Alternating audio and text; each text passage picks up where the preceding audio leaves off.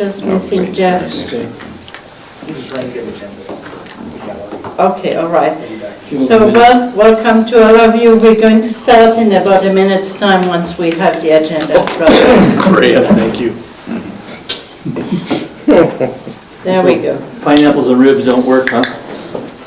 Don't work well. Do not do that. Okay. It looked like it would be awesome. Yeah. It wasn't. All right, we're going to start our town council meeting this 26th day of May 2015, and it is 5:02. So we will start with a word of prayer from Councillor Bengry, and it's all right to be seated. Thank you. Our Father in heaven, we bow our heads before thee this evening at the start of our council meeting.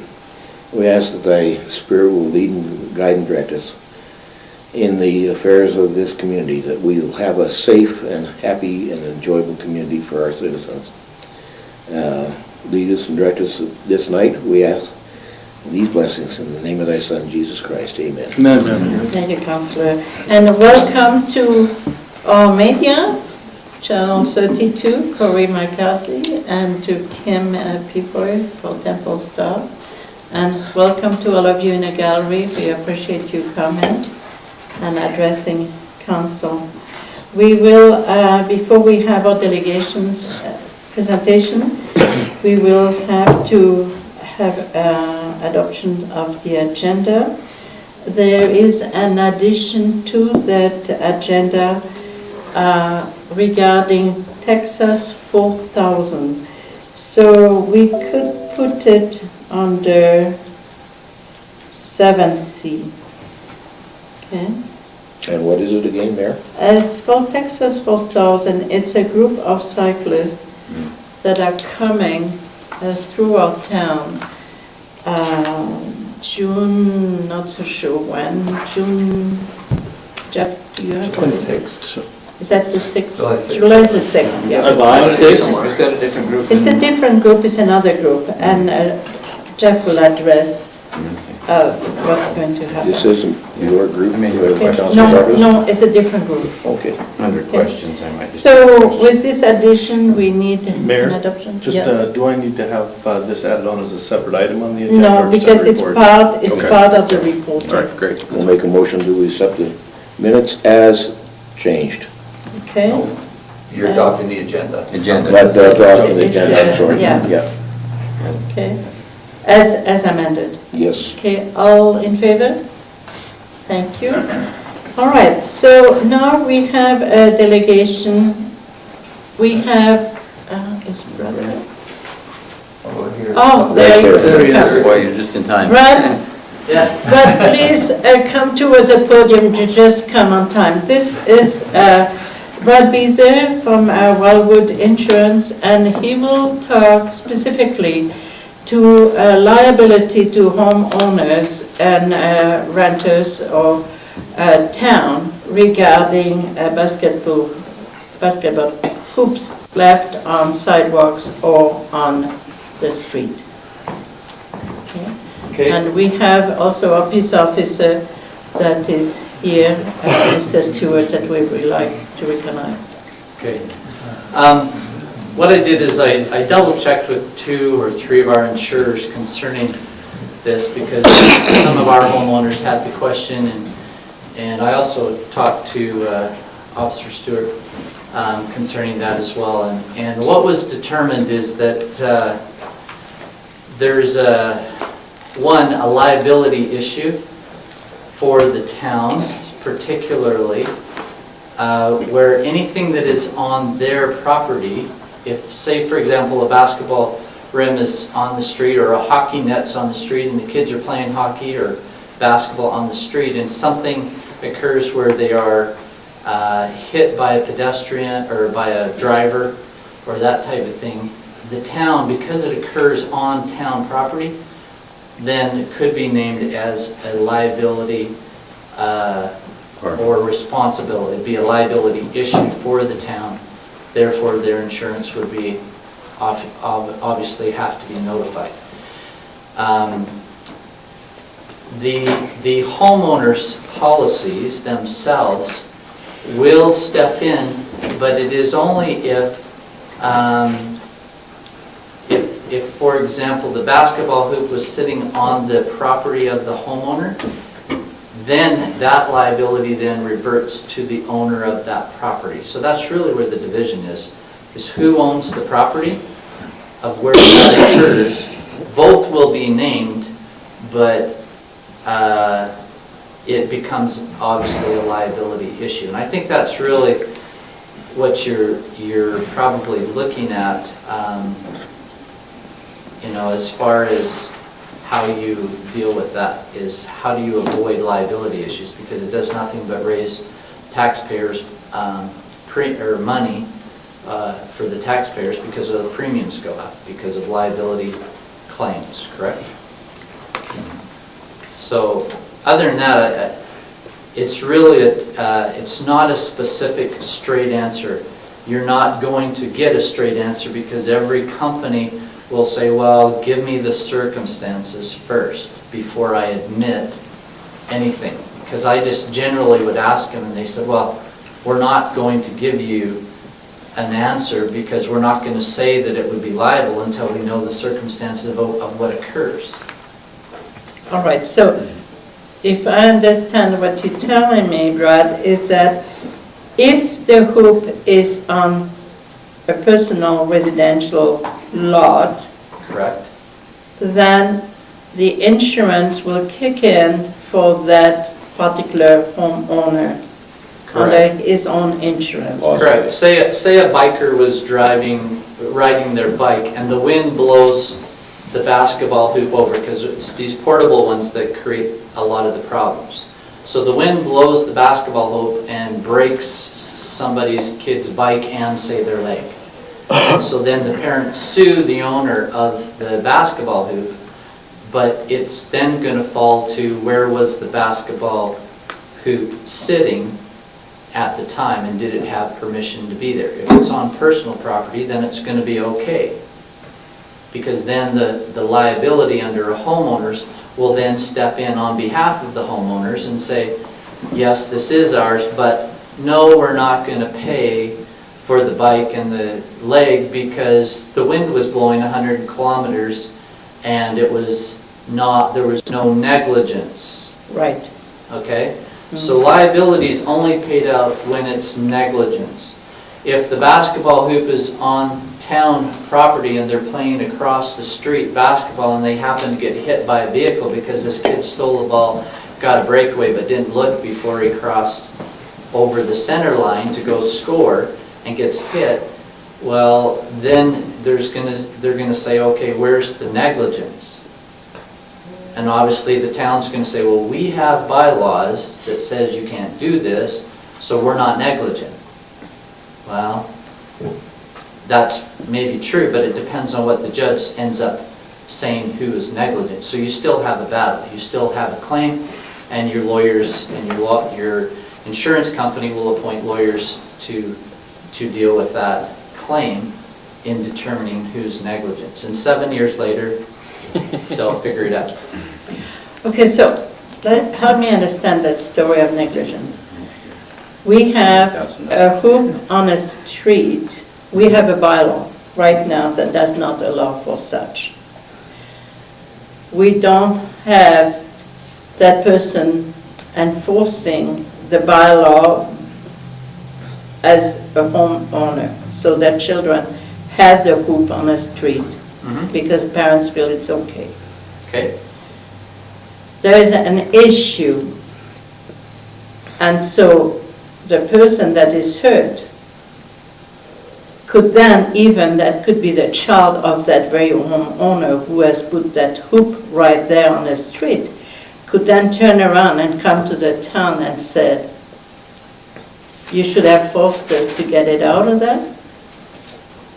So hypothetically speaking, that's why the insurance companies aren't going to give you a straight answer, because we could say the answer is yes, they can sue. Anybody can sue anybody for any reason or for no reason. You can sue somebody. So to say that the child could sue, yeah, the child could sue. The child could sue his parents. The child could sue the town. The child could sue, if that's what happens. And then it has to be worked out due to who is negligent. Then that's who ultimately will pay a claim in that circumstance. So yes, the town would have a great legal thing, say, yes, we warned them, we told them, we have a bylaw, blah, blah, blah. The parents will say, well, hey, didn't get, whatever.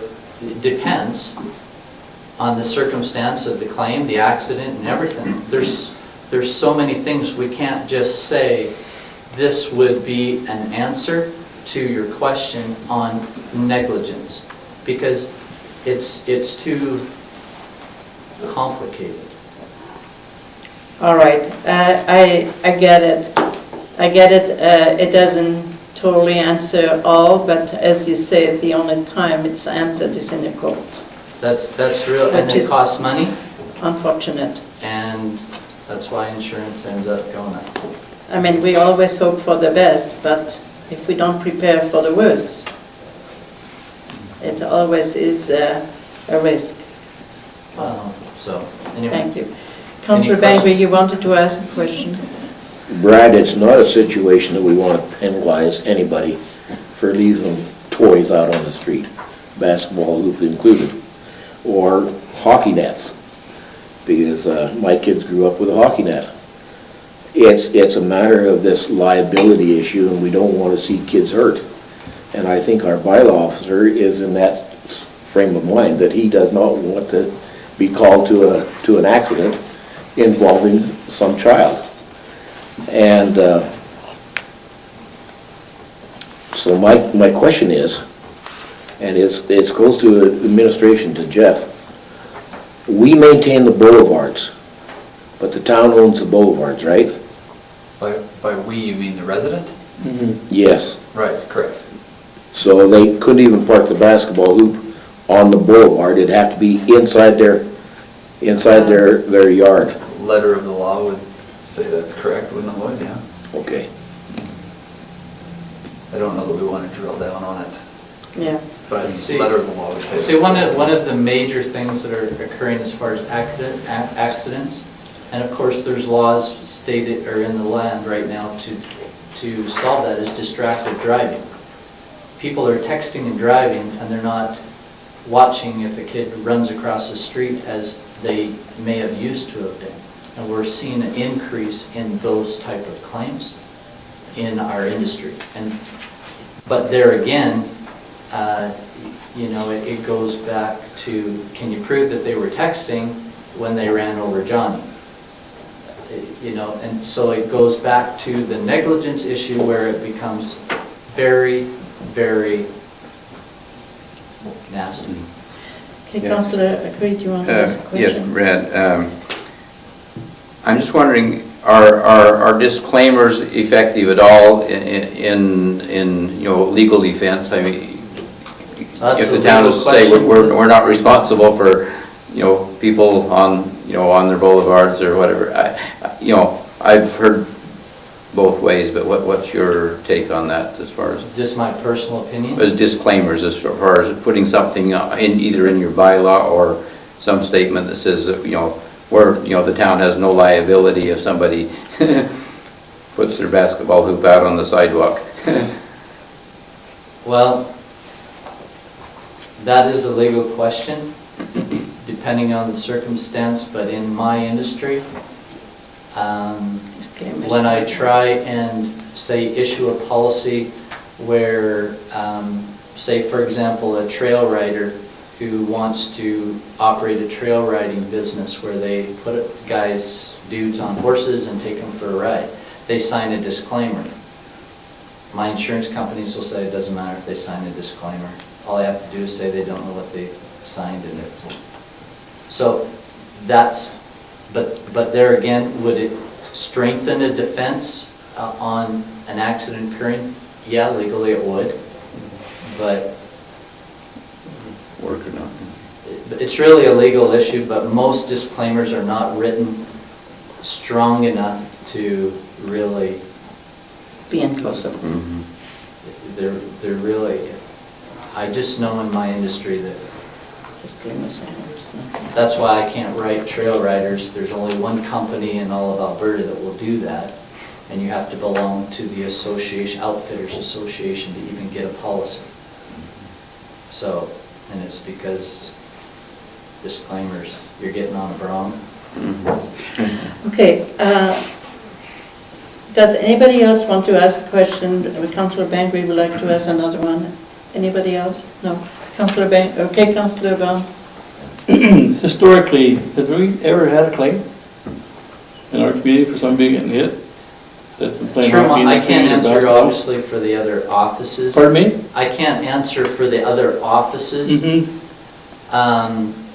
I would say that I have had no claim where there's been a injury to individual due to playing hockey or basketball on the street. I've never had a claim come in on that under an automobile policy, or, you know, the town would have to answer that through your liability. But I've never had, I have had where a vehicle has been parked on the street and the basketball hoop was blown over and smashed the vehicle.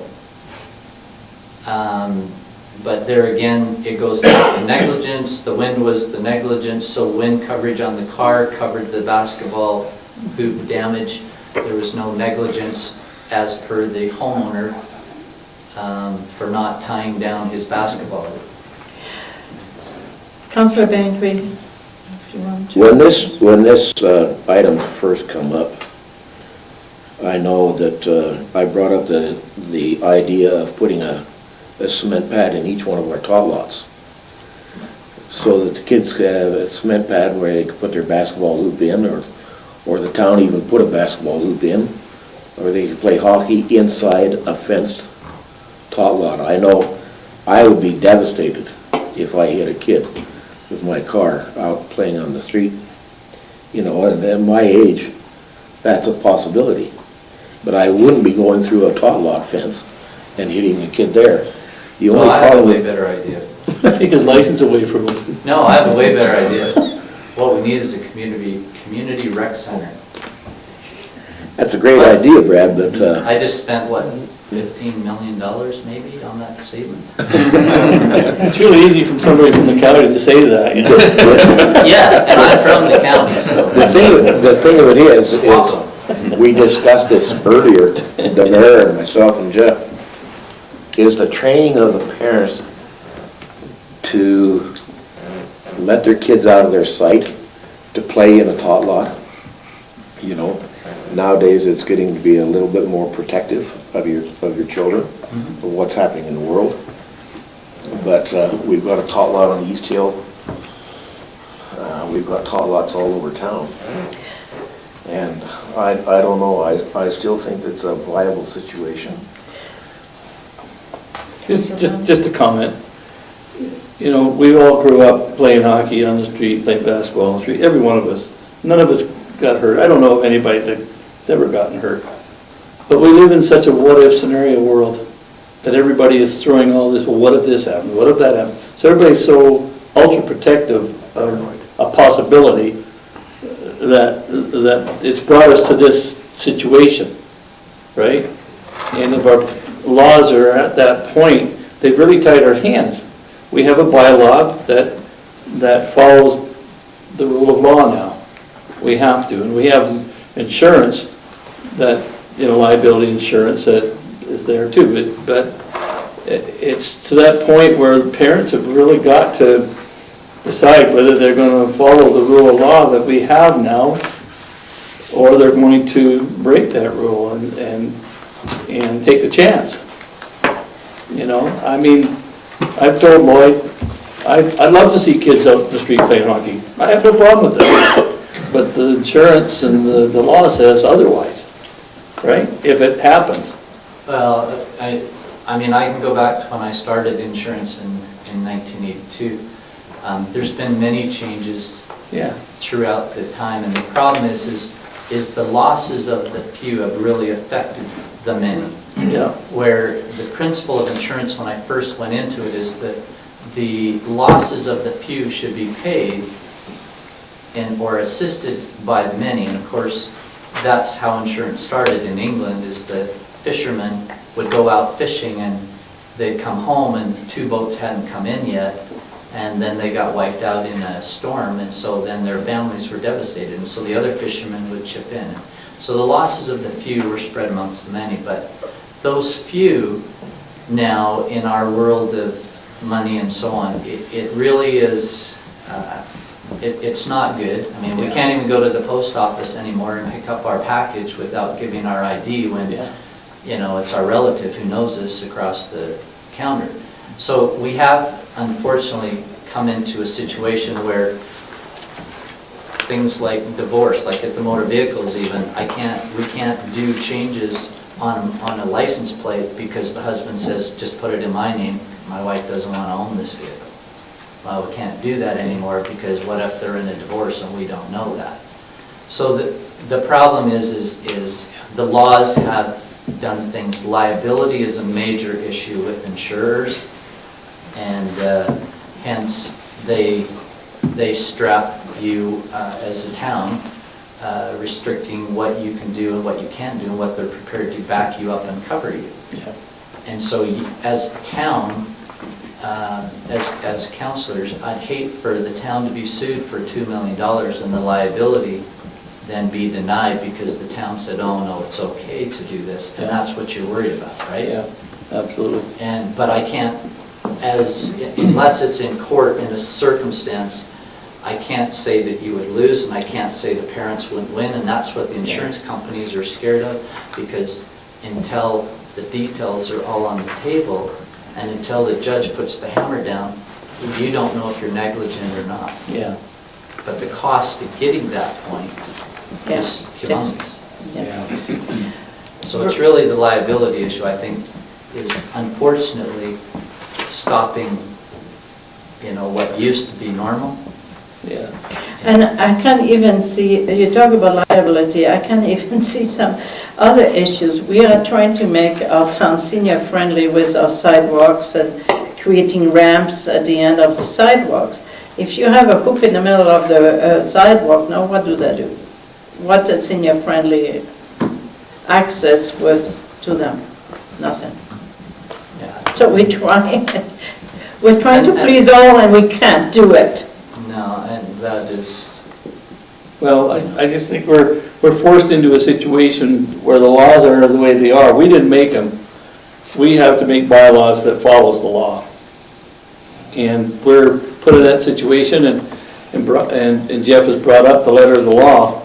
There used to be a real, you know, everybody used to love to follow the spirit of the law, but it's these kind of things and laws that create the situation where we can't do that anymore. We have to follow the letter of the law, or we are liable. unfortunately, judges don't support the spirit of the law. No, not at all. The only way they will make a decision if they are backed up totally By the based letter. on the what is written, Yeah. what occurred, and who's negligent. That's what the judge, it doesn't base it on spirit of the law, unfortunately. Yeah. Thank you so much for your presentation. Yeah. You help us understand a little bit better where we stand, where the owners stand. Is not going to I make hope it's everybody as happy. unclear as the insurance companies want it to be. Yeah. Did you want a brief, maybe this is going, do you want a brief report also on the steering committee, or do you want me to wait and do that a little bit later for the I college? think, how much time do you have? I have time, but I can really give you a quick report. Okay, well, how would you feel if we do that? Bump it to the end of the delegations so that we can stay with the basketball. I think we should stay with the basketball until we Okay. cover that. Do you I'll mind just wait. waiting for No, I'll about wait. 20 minutes? Yeah, no, I'll just. Thank you, I appreciate that. Okay. Okay, so we now have a presentation by the Millers. Marty, would you like to come? Oh, David. oh, it's David and Amy, sorry. Yeah. David and Amy. Well, thanks for the opportunity to present. And thank you for the letter, you took the time to write. Yeah, you're Appreciate welcome, that. for sure. We wanted to really approach this in the spirit of cooperation and that type of thing, and I think Brad has obviously laid out from an insurance perspective, you know, the liability quite well. It's been gone over quite a bit. So I just wanted to ask the town, other than liability, are there any other, so if we were somehow, and I know at this point in time it appears that this couldn't be done, but if somehow we could get over the liability issue, is there anything else that would be stopping someone like our family having a basketball hoop on their sidewalk, not on the road, but on the sidewalk? Well, the issue of the sidewalk, it depends if you have some seniors that live in that area and who are using a scooter and need the sidewalk and not go over the edge because they'll never get back on. That's the way that they tip over and break their hips, as we the gentlemen do in our town. And so that is really an issue yet for us, because we have a bylaw that allows the scooters to be on a sidewalk. Oh, okay. So that is a little bit of another issue that we have. Yeah, and I can understand that for sure. Cardston has a lot of seniors, Yeah. for sure. And So- more and more are mobile are on scooters, and so, but I don't know if they would be using the street where you were at. Yeah. I don't know if yours is a senior friendly. Yeah, a senior would be quite lost where we are. Yeah, so it's a different story, you know, I mean, there again, is it true for all situation? Obviously not. Yeah, and I addressed that part in my letter actually, where it's about another 5 seconds, maybe 3 seconds on a scooter that you'd have to hit the road before the sidewalk ends. Very close to the end of the site, you had a picture. Yeah, it's about 10 feet before the sidewalk actually ends on the edge of town where we are.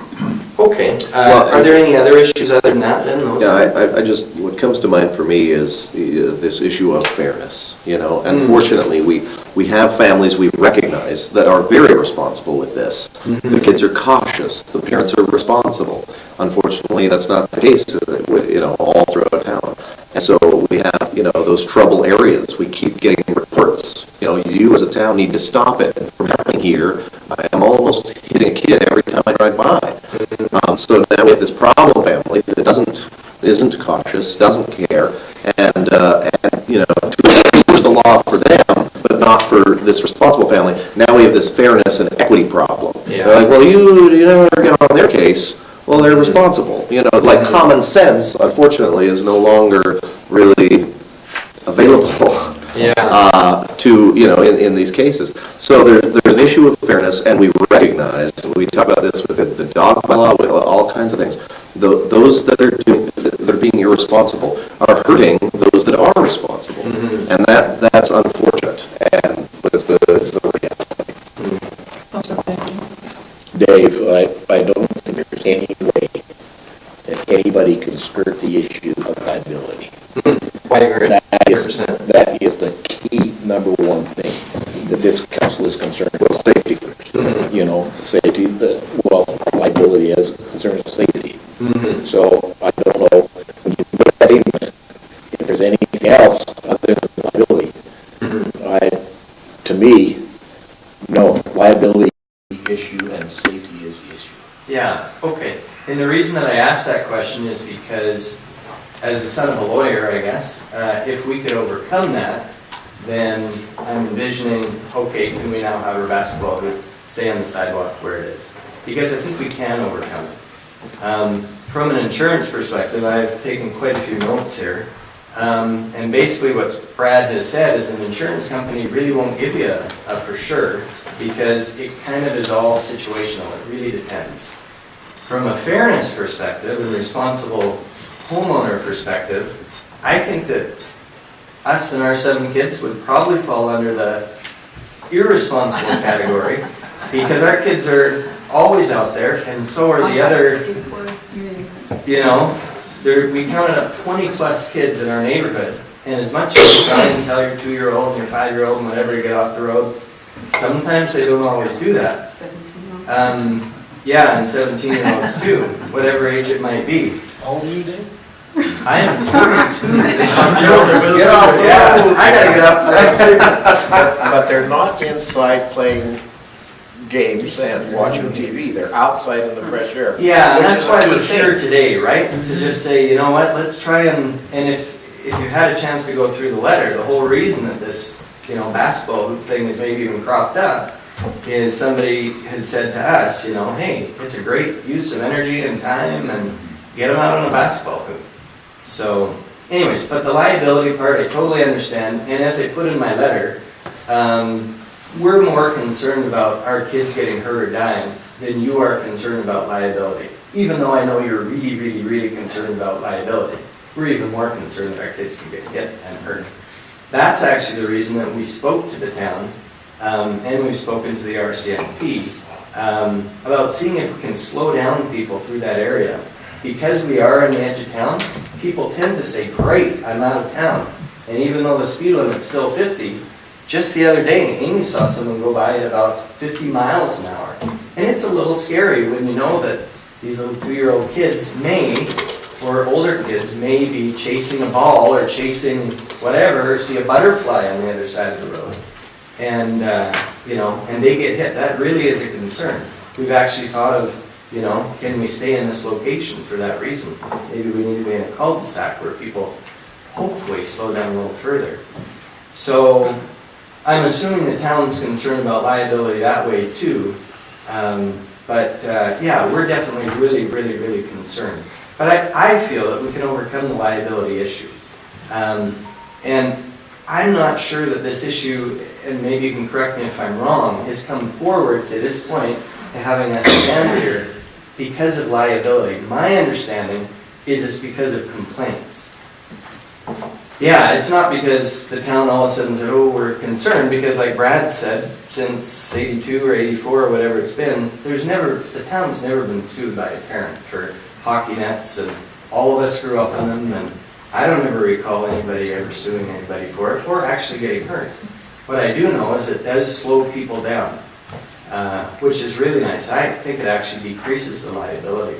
So a suggestion that I would have, and Brad actually said, I don't have to find his exact words, but anyways, he said it would have to be really well written if there was some sort of I know you use the term disclaimer, but that in the case of a business, if it was to go to court, they could say, well, they didn't understand what they were signing. Well, it's a little different. We're not a business, although it is very expensive to operate our family in the same way as a business, and lots of challenges too. It just goes 24/7, not 8 to 5. And I really think that if there could be some sort of a waiver that was really, really strongly written, and knowing about, I'm assuming this is being recorded and everything, we're standing here in front of council, realizing what we're doing, we're very aware. It is strange to me that there's no other families with hoops that are here. But we think that could be overcome by a very well-written legal document by Tom Mackin or whoever it might be. The other thing is, as far as the current bylaw, it says no person shall place articles, goods, or merchandise upon any street, sidewalk, or boulevard, or hang or place them on the outside of any building so they project onto any street or sidewalk without permission from the CAO or their designate. So the current bylaw, as written, actually gives us permission to do that if we can convince whoever needs to be convinced that can be done. So that's why we're here.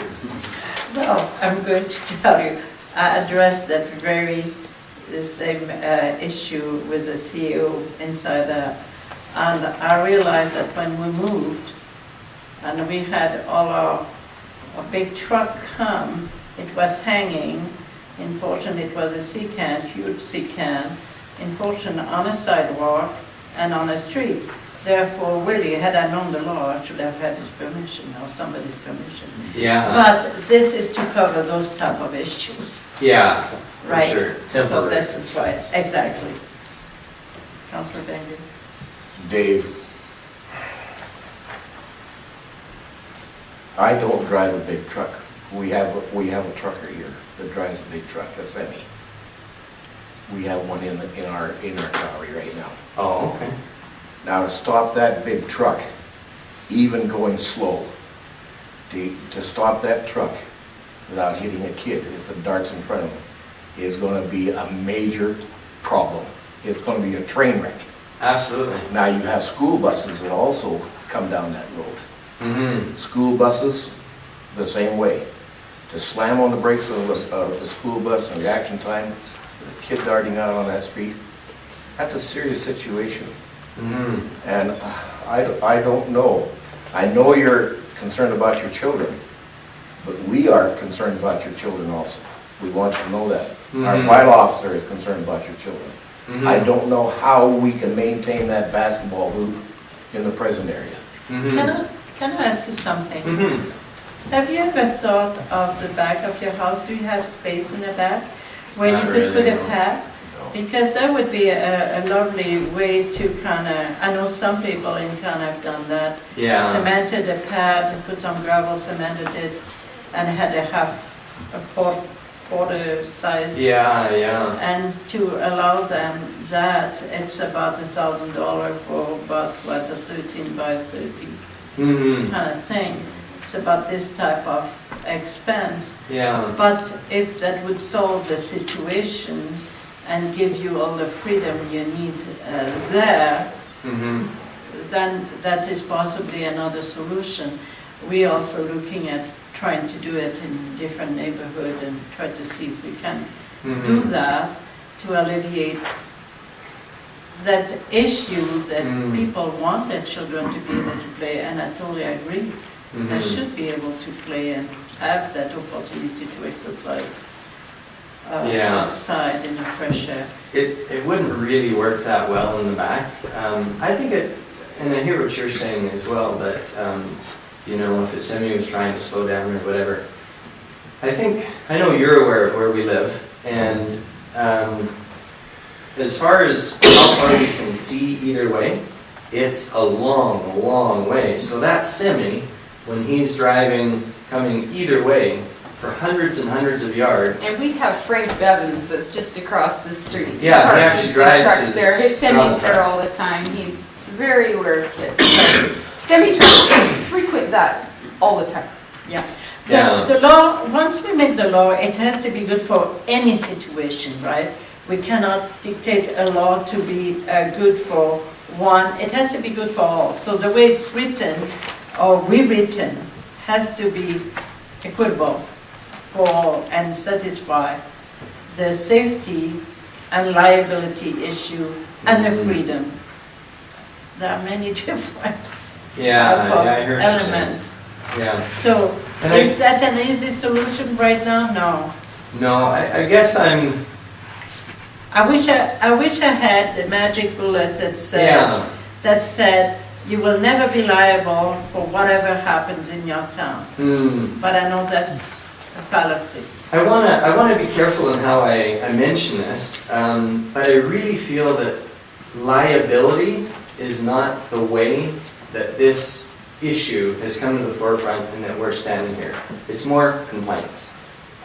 To my knowledge, the street sweeper said, get that hoop off our road or whatever, get it off sidewalk, it's in our way. That's not really a liability issue. That's someone who's kind of grumpy and wasn't able to call a day ahead of time and say, you know, like they do in most municipalities, they actually put up signs that say, move this. And so I guess I kind of feel like because of a lot of complaints, it's being sort of painted as it's a liability issue, where we've talked about, we don't ever know anybody that's been hurt in that situation. Brad has said an insurance company won't give you a straight answer. And I know for certain if you had Tom Mackin here, my understanding would be that you could write a very strong legal document that would say, here's the law. There's some sort of a waiver that can be signed, just like they do anytime kids participate in sports, so they don't sue the school. Can we give our peace officer a chance? Would you like to speak? Oh, sorry. Are you? No, I just thought he wanted to talk about that liability you're talking about. Is that what you wanted to talk? Well, the thing that Dave is talking about, the town cannot supersede provincial law. And provincial law says you cannot have stuff on the highway, period. And so ours is on the sidewalk, there are other people in town that have theirs on the road. Definition That of the I- highway is I from can property totally line see. to property line. Yeah, that is a definition of highway. We can have to deal with that one. Even the ditches are property. Yeah, so why is it then that, we've lived here for 8 years, why now? Why has this has been a bylaw for a very long time? The town has been liable since 1898 or, whenever the town started. How come this didn't happen in the 60s or the 80s or back when we moved here in 2006? Dave, you're raising some very good points. And I really think what we need to do is listen to all what you have to say, look fairly on all situations, on both sides of the story, and try to see what is, in our opinion, what would be the best for the town in general, knowing that you might have some special concerns regarding the application of the law. So this is why we're grateful that you come and present, because your letter was extremely well written and extremely well presented, and your arguments are very solid. There's one that was not there, was a liability, and I understand why you wouldn't have it in your letter. So that is the other side. You're right. You didn't write it with a liability in mind, because to your point of view, the issue was brought forward because of complaints from neighbors or from different kind of people. And their complaints are legitimate according to the law and application of the law. So when it comes to that, then we have to look at the law. So that may answer as to why we now have to look at the law, rather than, well, we were happy before that, which is true. Yeah, it's never been an issue before, so. I just have a quick comment to go with Dave. I guess from a mom's perspective that sees children all day long, they will be on the road with or without a basketball hoop. They ride their bikes. So if that's going to be a bylaw where he's going to hand out a ticket for a child riding a bike with helmet on the road, or their skateboard, or doing whatever, it's not just a basketball issue. These people are complaining because kids are on the road. So I guess that I want to be thrown in too, that this isn't just a basketball hoop thing. This is children playing on the road. And if it comes to that there's a bylaw and we have to make kid lots that are fenced and the kids can only play in the fenced area, well, And you'll never stop a 2-year-old from running on the Yeah, road, it's unfortunately. just, I totally hear you. We're going to use our best wisdom in order to try to solve it. We have one more presentation. Is there something else you would like to talk about? There's just one more thing, which I guess is, how do we get people to slow down? I mean, really having a basketball hoop there is a separate issue. And I didn't want to include it in my letter for that reason. But when it comes to liability and the town being concerned about kids getting hit, we've never had a meeting like this. So is the meeting really about liability, or is it about the fairness and other people are saying whatever? If that's the case, I would say that we're an exception to the rule because of where we're located, and you can see a long ways away. It's actually making our kids safer because you can see from a long ways away and people slow down.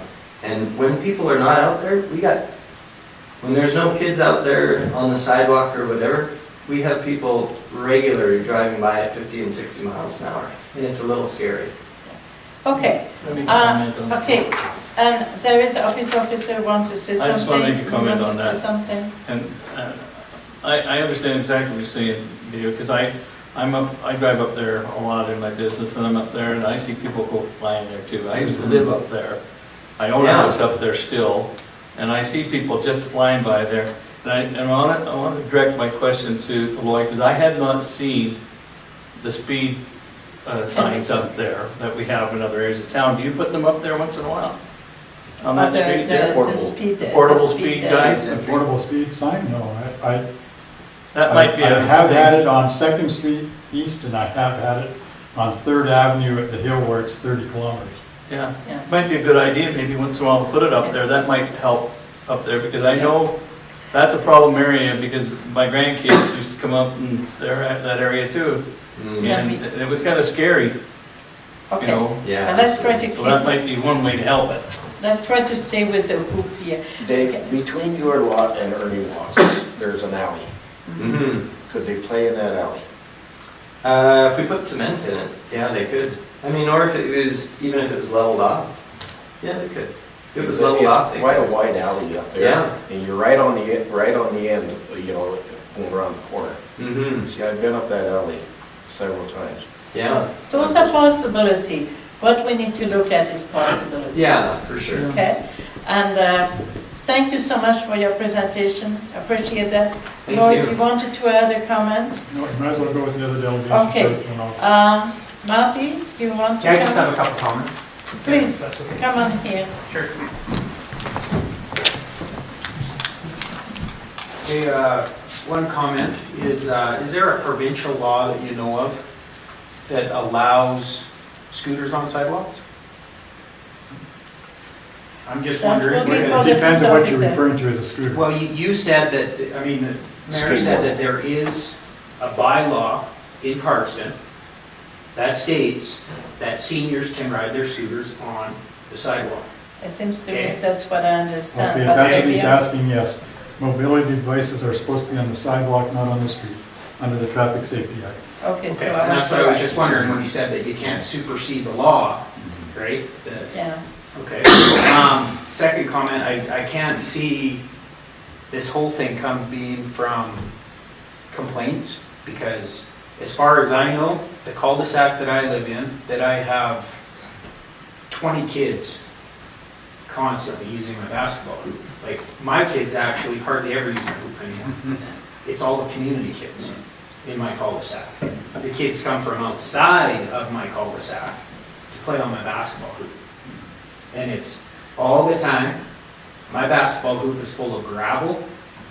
The strongest wind isn't blowing over my basketball hoop. Okay? And the kids cannot move the basketball hoop. I can move it. My 13-year-old, 14-year-old now, he can't move it. So he can't bring it on and off. Right?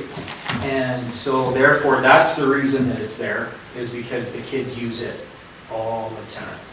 Okay? is it possible for you to remove it at night and put it on your property line?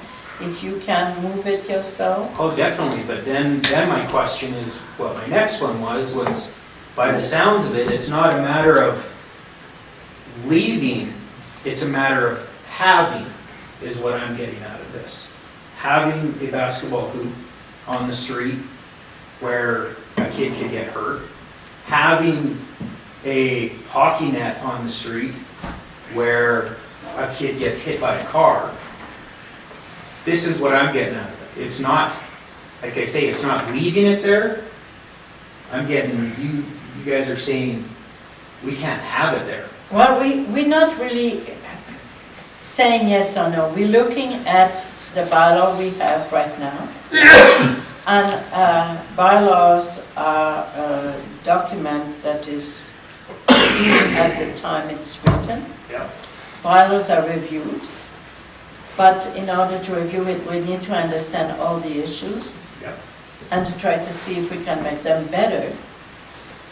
That always is our desire. But while we try to make the bylaw better, we also have to understand every single aspect, yours to satisfy the needs of your kids, ours to satisfy our possibility of being sued, because honestly, we have been sued for way less than that, I can tell you, and sued by a citizen, a private citizen, for a little injury that is minimal, is costing this town a lot of money. Okay. I think the question is, like I say, is it having it there, the kids playing Or is it leaving it there with nobody there? Because depending on the hoop, it doesn't matter if kids are there, the wind blows, right? So therefore, is it gonna happen if someone's there or not? I tell you, if it came down to, you can have it during the day, but at night it's off, excellent. That would be the best scenario for everybody. And I think it's also, when you bring up a fairness thing, I think it's a situational thing, right? This basketball hoop is on a main, say 7th Avenue going to the, 7th Street going to the golf course. No one's gonna have the basketball hoop on that street because it's a main go through and it's a busy street. And it's understood that you don't want it on there. I live in a cul-de-sac where none of my neighbors complain about my basketball hoop because all of my neighbors use my basketball hoop. I have adults who come and use my basketball hoop who live in my cul-de-sac. Right? Yeah. It's the perfect place for it. There's nobody speeding in and out. That's just, so it's a, yes, it's a fairness thing, but it's a situational thing. You have to look at each situation, right? Except the law is always designed to be It is. for the No, greater. and I understand that for sure, right? So, but I appreciate your comments, I really do. Councillor Barfuss? I'm a little bit frustrated here tonight, Okay. because the people who most need to be here as delegations I aren't love here. that. Yeah. The people that are here that are representing this position that you guys are putting out are the people who are responsible, contrary to what Dave said on his kids running around. They're the ones who are making sure that it is being used in a proper way. And that's where my concern is with the bylaw, that we make sure that people who are responsible, as much as we can, need to be allowed the freedom to be able to do, let those kids be able to play. Okay, well, thanks so much. We will have to discuss that a lot more. Lloyd, do you have anything else you want to Yes, add? I'm talking a bit. Please. Okay, first off, Mr. Wheeler is right. Most of the dealings that I have to deal with are instigated by a complaint from a citizen. Doesn't matter whether it's a town employee, your next door neighbor, or somebody driving through the town. It doesn't even have to be a citizen, it could be Mr. Beezer can make a complaint if you want. County. He lives in He has no privileges in our town. As I mentioned earlier, Pays his taxes. there's no town bylaw that can supersede a provincial law. And I will read right now for you from the Highways Development and Protection Act, Section 51, sub 1, it says, a person who, without justification or excuse, obstructs or deposits any material on a highway or interferes with or damages a highway is guilty of an offense. Period. That being said, why put me in a liability position, and I would be liable if the bylaw passes as it's written? I'm the one they're going to say, are you enforcing this bylaw? It's your job. So that's going to be, I could be written into any suit as well because of the fact that I'm a peace officer in Cardston.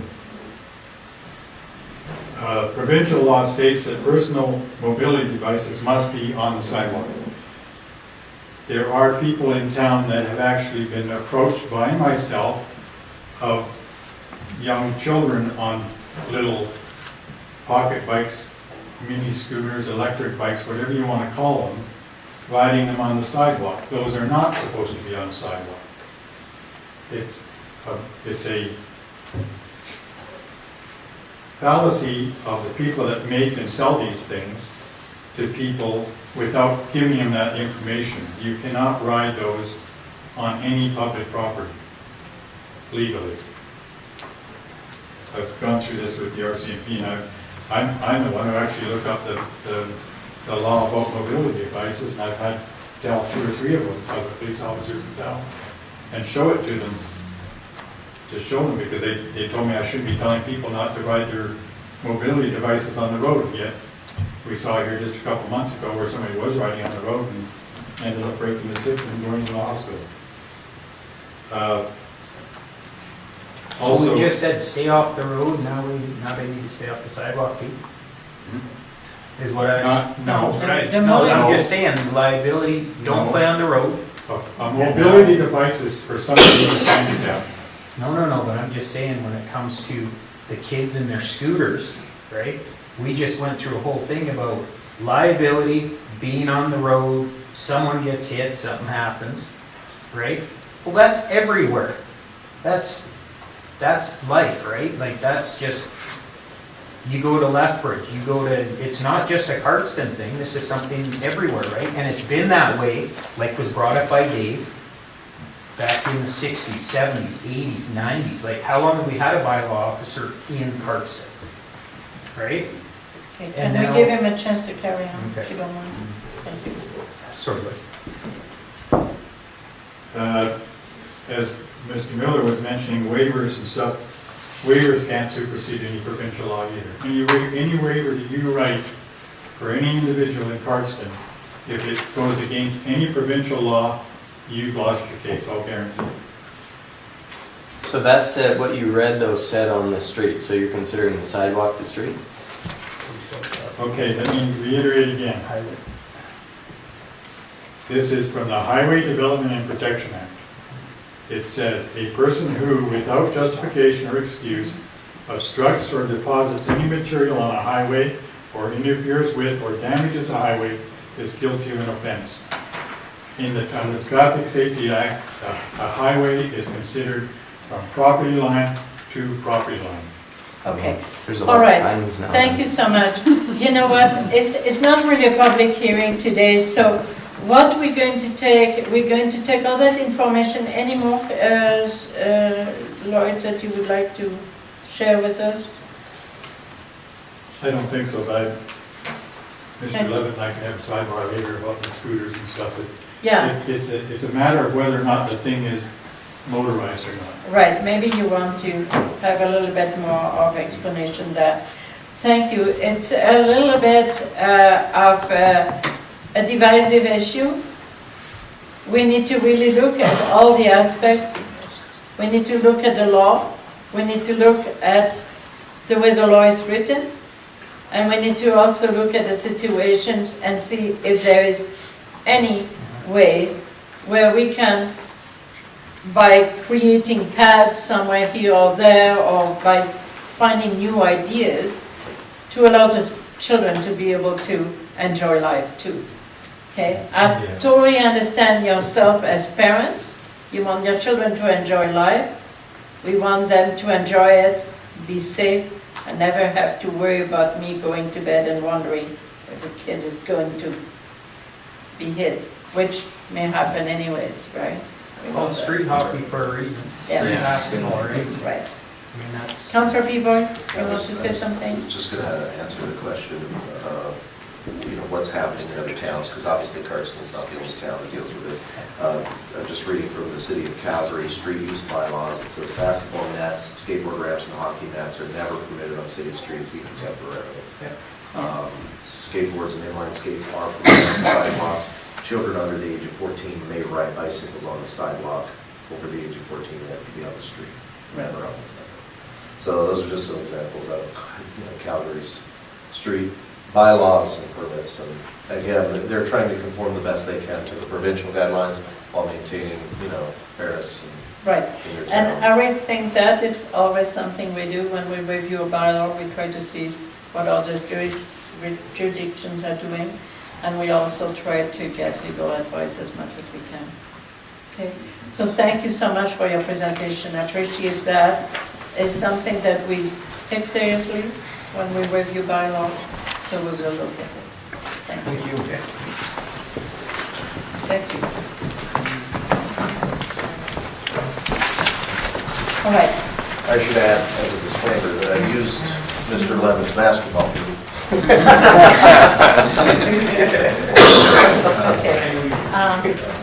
Brad, do you want to do your presentation and then? Yeah, I'll just be very quick. Maybe. Because I was supposed to send an email to Jeff, but I've been a little busy. Just to update you, So that's on the report, right? You're reporting on this, the steering committee. committee, Yeah. the steering committee for the Collegiate. collegiate. Yeah, the collegiate steering committee, yes. Just to give you an update, because you approved a $6,000 allotment for us Right. to use expenses, we have not asked for any of that as of yet.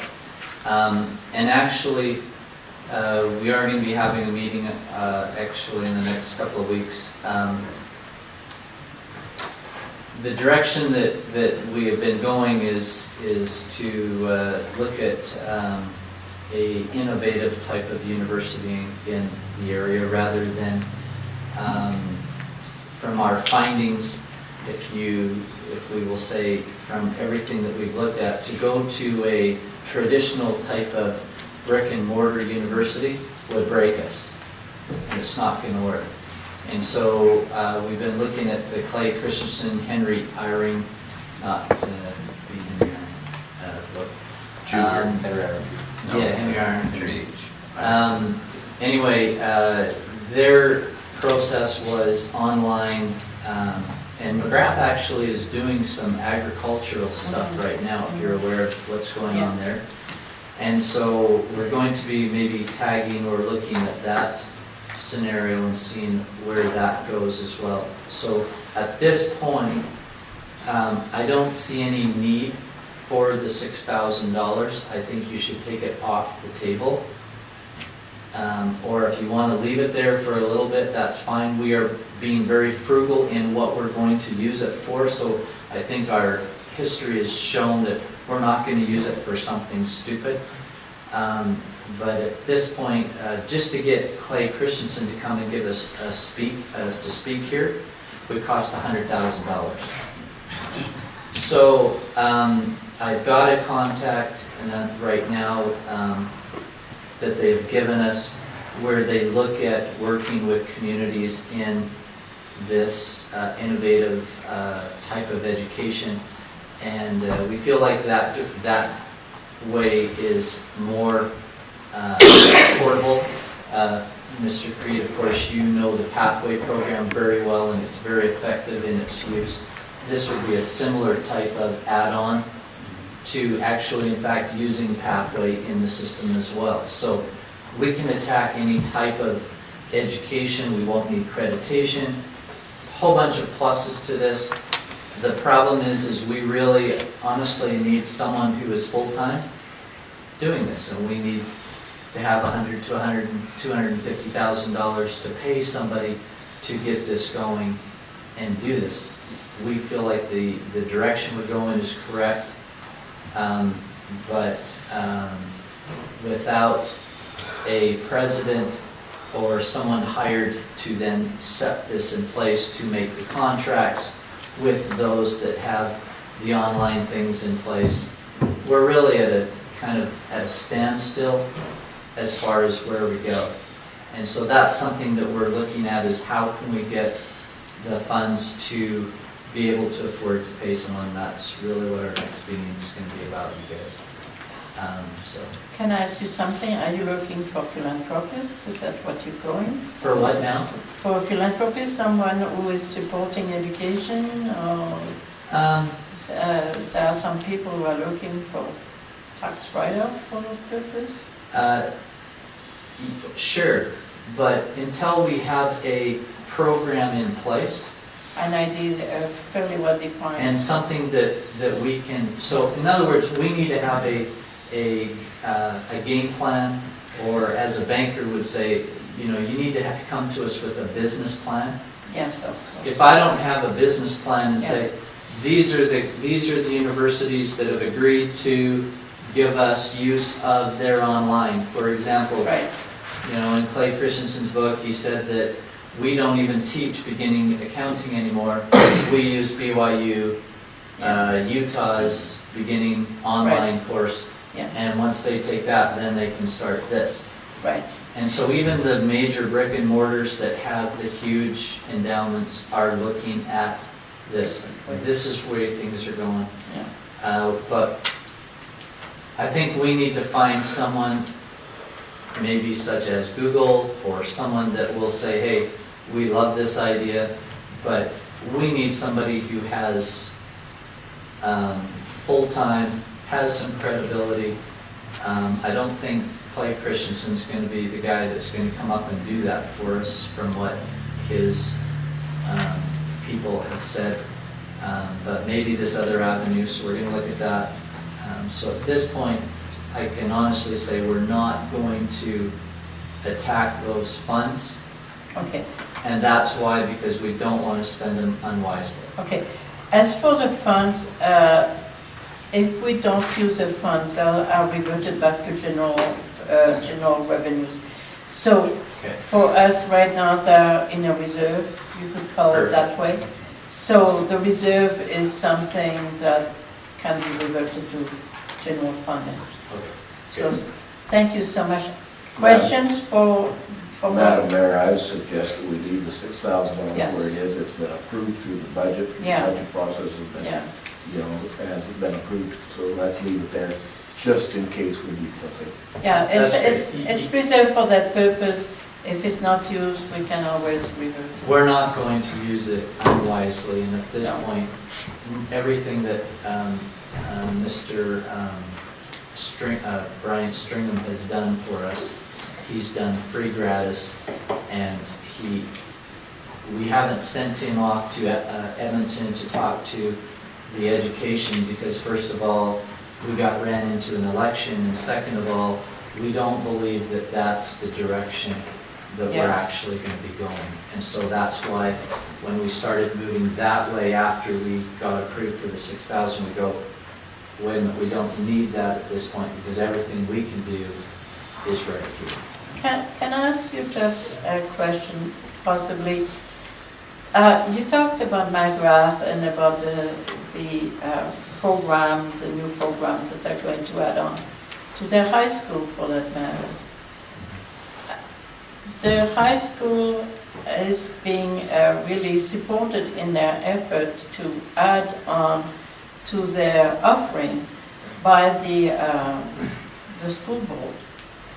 Is that something that you intend to do, to approach the school board? Actually, I've talked to Mr. Ken Sommerfeld and to Mr. Nolan Olson, Right, and they actually, I gave them a copy of this book, and when I talked to them about the innovative type of university, they said, Brad, finally, that is the direction that you need to go, because that's something we can support. So I firmly believe that West Wind will be totally supportive of that, but we want to be kind of a step above it. We want to be a upgrader, or someone who upgrades those who don't get everything they need in high school. right, They can come to this program, and whether they come or do it at home, we want to be able to have both. And then, of course, throw in the faith-based, if you want to come here, we're going to have the Institute program, and we're going to have the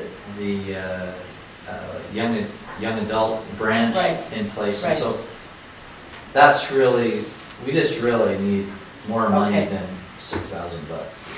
okay. All right, well, it's good for us to hear that there is possibly a partnership that could happen with Definitely the school board. There'll definitely be a union of working together now, where before, when it was brick and mortar, they basically had backed off and said, we're not interested. But now Yeah. they're saying, this is the right direction. Okay, So, thank you so much for all your Okay. work you've done, and please pass on all our thanks to Brian for all his efforts. Honestly, he's a remarkable great. person. yeah. Thank you so much, Okay, appreciate thank that. you. Okay. Let's go back then to the adoption of the minutes of May the 12th. And move to adopt the minutes. Okay, I just need to tell you something before that happens. There is a correction that needs to be made regarding the letter we were going to send in support of the AUMA resolution of Raymond. And Jeff needs to speak to that because changes could be made without us doing too much work on that one. Thank you. What I want to make sure tonight is after the meeting, we received a letter with a template how they would like us to respond to that resolution. So the motion you made about the Raymond request was that to support the AUMA resolution as presented. What I'm suggesting is if it was still the intent of the motion, if it read that council support the proposed resolution sponsored by the town of Raymond for the review of broadband internet availability in Alberta, which will be presented at the AUMA convention in September 2015. If it didn't change the intent of your motion, if we could just change the minutes to say that and send them the letter tomorrow, suggesting that. That's what I'm asking. I think it's appropriate. The wording will only satisfy Raymond's request for the letter of support with the proper wording. As they asked us to do that, I think if we could approve the amended minutes as presented, it's a resolution that we need to have. Councillor Peavoy, do you want to do that? Absolutely. So I would amend my statement to reflect that verbiage. Okay, so that you will adopt the minute, the amended minute of May 12, 2015. Okay, all in favor? Thank you. All right, let's move on. 6, basketball hoops, the bylaws. So we just heard many different point of views. The point of views of responsible parents who still feel that children should have an opportunity to play hoops. The position of the bylaw officer reminding us that no bylaw can be superseded when you have a provincial law in place. You heard of the insurance telling us that there is no way one can tell us that we would not be responsible or liable. And there is also another thing we heard, which is maybe we need to start to look at areas where we could put cement pads to try to help children have their hoops and play. So, council, we need to somehow look at all that and see, are we able to maybe give some direction to administration and especially to our peace officer who is highly frustrated. Councillor Peavoy. Just a thought based on, as I've been going through, reading, I'm seeing, how it's being handled in other municipalities. I think the municipalities themselves are just deciding, hey, let's be compliant, let's forbid them, period. And then they must, I can only assume, they're obviously doing something on the enforcement side that where that's where they're trying to be reasonable. But as far as policy is concerned, it doesn't look like there's wiggle room on any of those. Okay, so I understand what he's saying. In other words, the policy is a policy, it follows the provincial act. And the enforcement, are you telling me that closing the eyeballs? I don't know. When I think about the complaints, and the legitimate concerns, such as, we have our garbage truck guy, our street sweepers, etc. So our municipal workers are saying these are a problem in conducting their business. So, obviously what I would say is, the easy fix, and it's really almost impossible to write this into the policy, but, you just say, while the kid is there playing, fine, whatever, but then get it off the road. I think that's the obvious thing with street hockey. You don't leave your net on the road. Basketball, I get it. They're covering gravel. At the same time, you can put them on wheels maybe and make them a little more maneuverable. Ultimately, what we're saying is if nobody's playing with the darn thing, it really shouldn't be on the road or the sidewalk. And that would solve a lot of these problems. I mean, if you look down the road and here comes the garbage truck, get it out of the way. But if you have a hoop with a base that weighs 100 pounds, you can't expect a kid of 13 to move it. That's exactly. Won't happen. And move it fast enough. Won't happen. I struggle because I look at, for example, in Marty's situation where he's in a cul-de-sac. Yeah. To me, the reason why people move into a cul-de-sac is so that they can do something. Yeah. That's the whole thinking behind that. And I just, to broad base say we have a bylaw that doesn't allow it anywhere, under any circumstances, I get that it needs to conform to provincial guidelines. I just think there has to be some way for us to find something that works in there. I mean, that literally is the reason why parents like to move to cul-de-sacs. Okay. Yeah, they're closed. Councillor Edmonds? Calgary has a bylaw saying that you're not supposed to happen, but if you go into every cul-de-sac in Calgary, they have a They're there. basketball hoop, they have hockey nets. Yeah. Unless somebody complains, the bylaw officer doesn't come around. Okay. Chair? I wanted to ask council a couple of things, maybe to give us some direction on this for tonight. And in hindsight, maybe some of this should have been investigated previously. But as the people spoke tonight, I thought about a couple of things. The other thing I want council to be aware is I got a little more feedback from our insurer. And essentially, they just cited the provincial legislation that it would be based on. And, but acknowledged that highway is defined so broadly. So it got me thinking as I'm sitting here listening about a couple things. And I've got to think smarter people than me have thought of this before, and like Calgary, for example, and that's why the bylaw is how it is.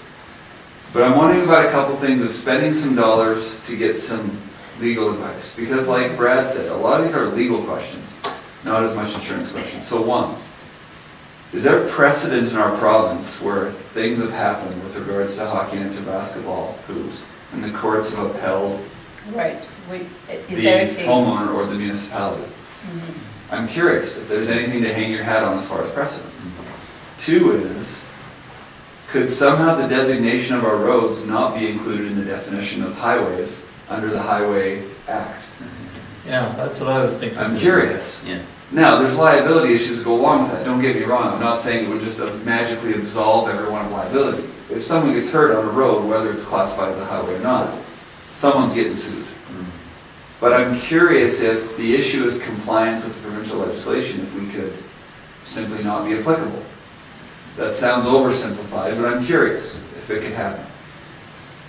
I would be curious about the indemnity, the waiver.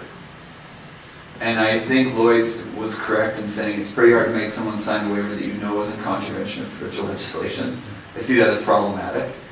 But I am curious about the waiver, at least indemnifying the town in the case of liability. Now, again, there's a million issues with this. There's 20 kids in the front of the Miller's house. Only 7 of them are theirs, and only the Millers signed the waiver, as an example. Right, so a number of issues. And then I'm also curious, in the Highway Development and Protection Act, and I think the name is important, the Highway Development and Protection Act, it prohibits, among other things, that people cannot obstruct a highway. Is the intent of the Highway Protection and Development Act to keep basketball hoops and hockey nets off of municipal roads? My question is, given the intent of the provincial legislation, if it actually would apply in a municipal setting. I don't know the answer to any of those questions, and they're all rife with other issues. But what I'm wondering is do we want to find out the answers to those questions? I think we need to. Okay. Councillor Bengry? I'm suggesting that we table this until our administration brings back just the questions that you're asking, the info. Okay, I think what we need to do is to give direction, clear direction to administration, because legal matters have a cost. So we need to give clear direction. Are we in favor of having administration look into the legalities of those questions regarding this bylaw? Okay. Councillor Edmonds, would you support that? Okay, Councillor Barfuss? I think we'd be remiss if we didn't. Yeah, I totally agree. So as the agreement, so administration will pursue the legality. We have money in our budget under legal, so you don't need a motion to do that. But we have a clear direction given to administration. Thank you very much, councillors. It's not an easy, clear-cut situation.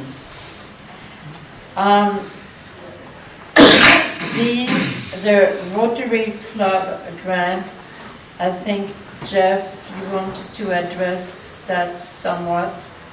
The golf tournament? You mean the golf tournament? We're jumping ahead there. Are you on 7A, Communities in Bloom? No, I'm on the 6. 6A.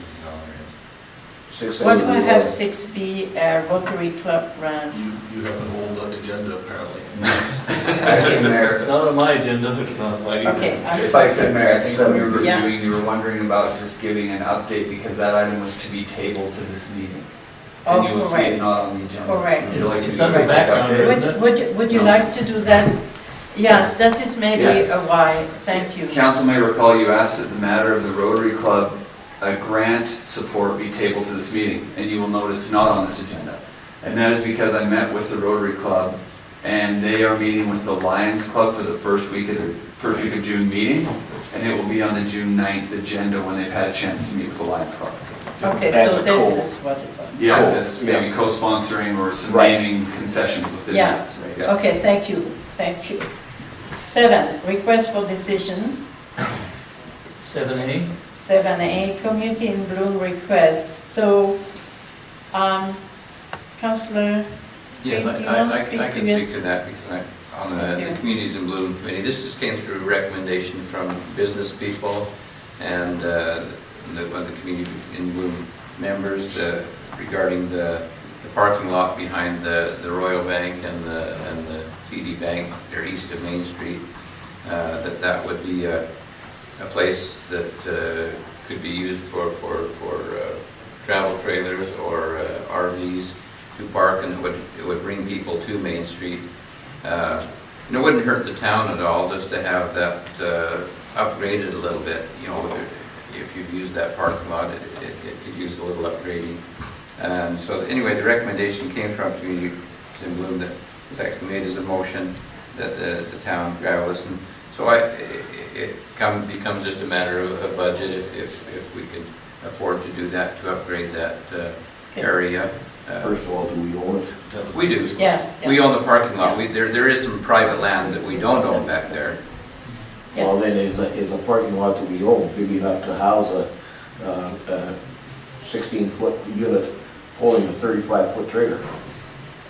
And parking in there, and still has space. to Probably, pull out. we took the recycling trailer out of there, so there is space in there, at least to my knowledge, unless somebody wants to correct me on that, but.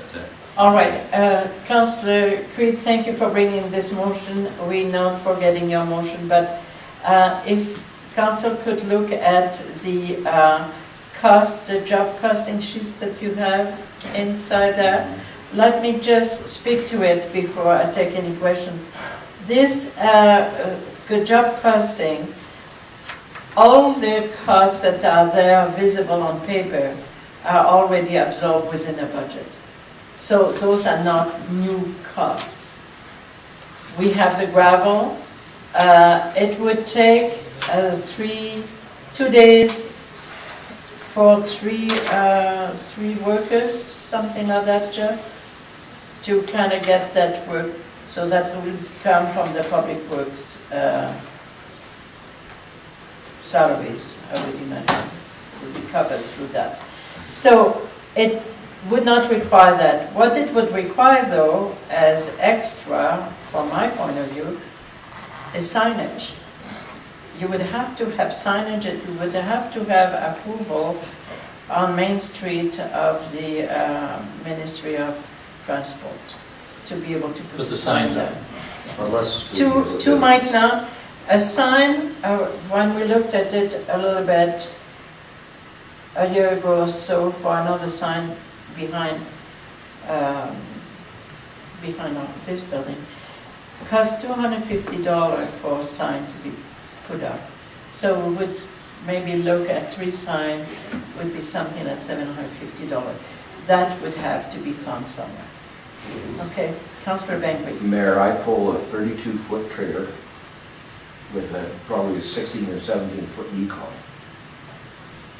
To pull up over that bank onto the road is impossible. I would drag the front right off that trailer. So how are they going to get into that parking lot with their trailers?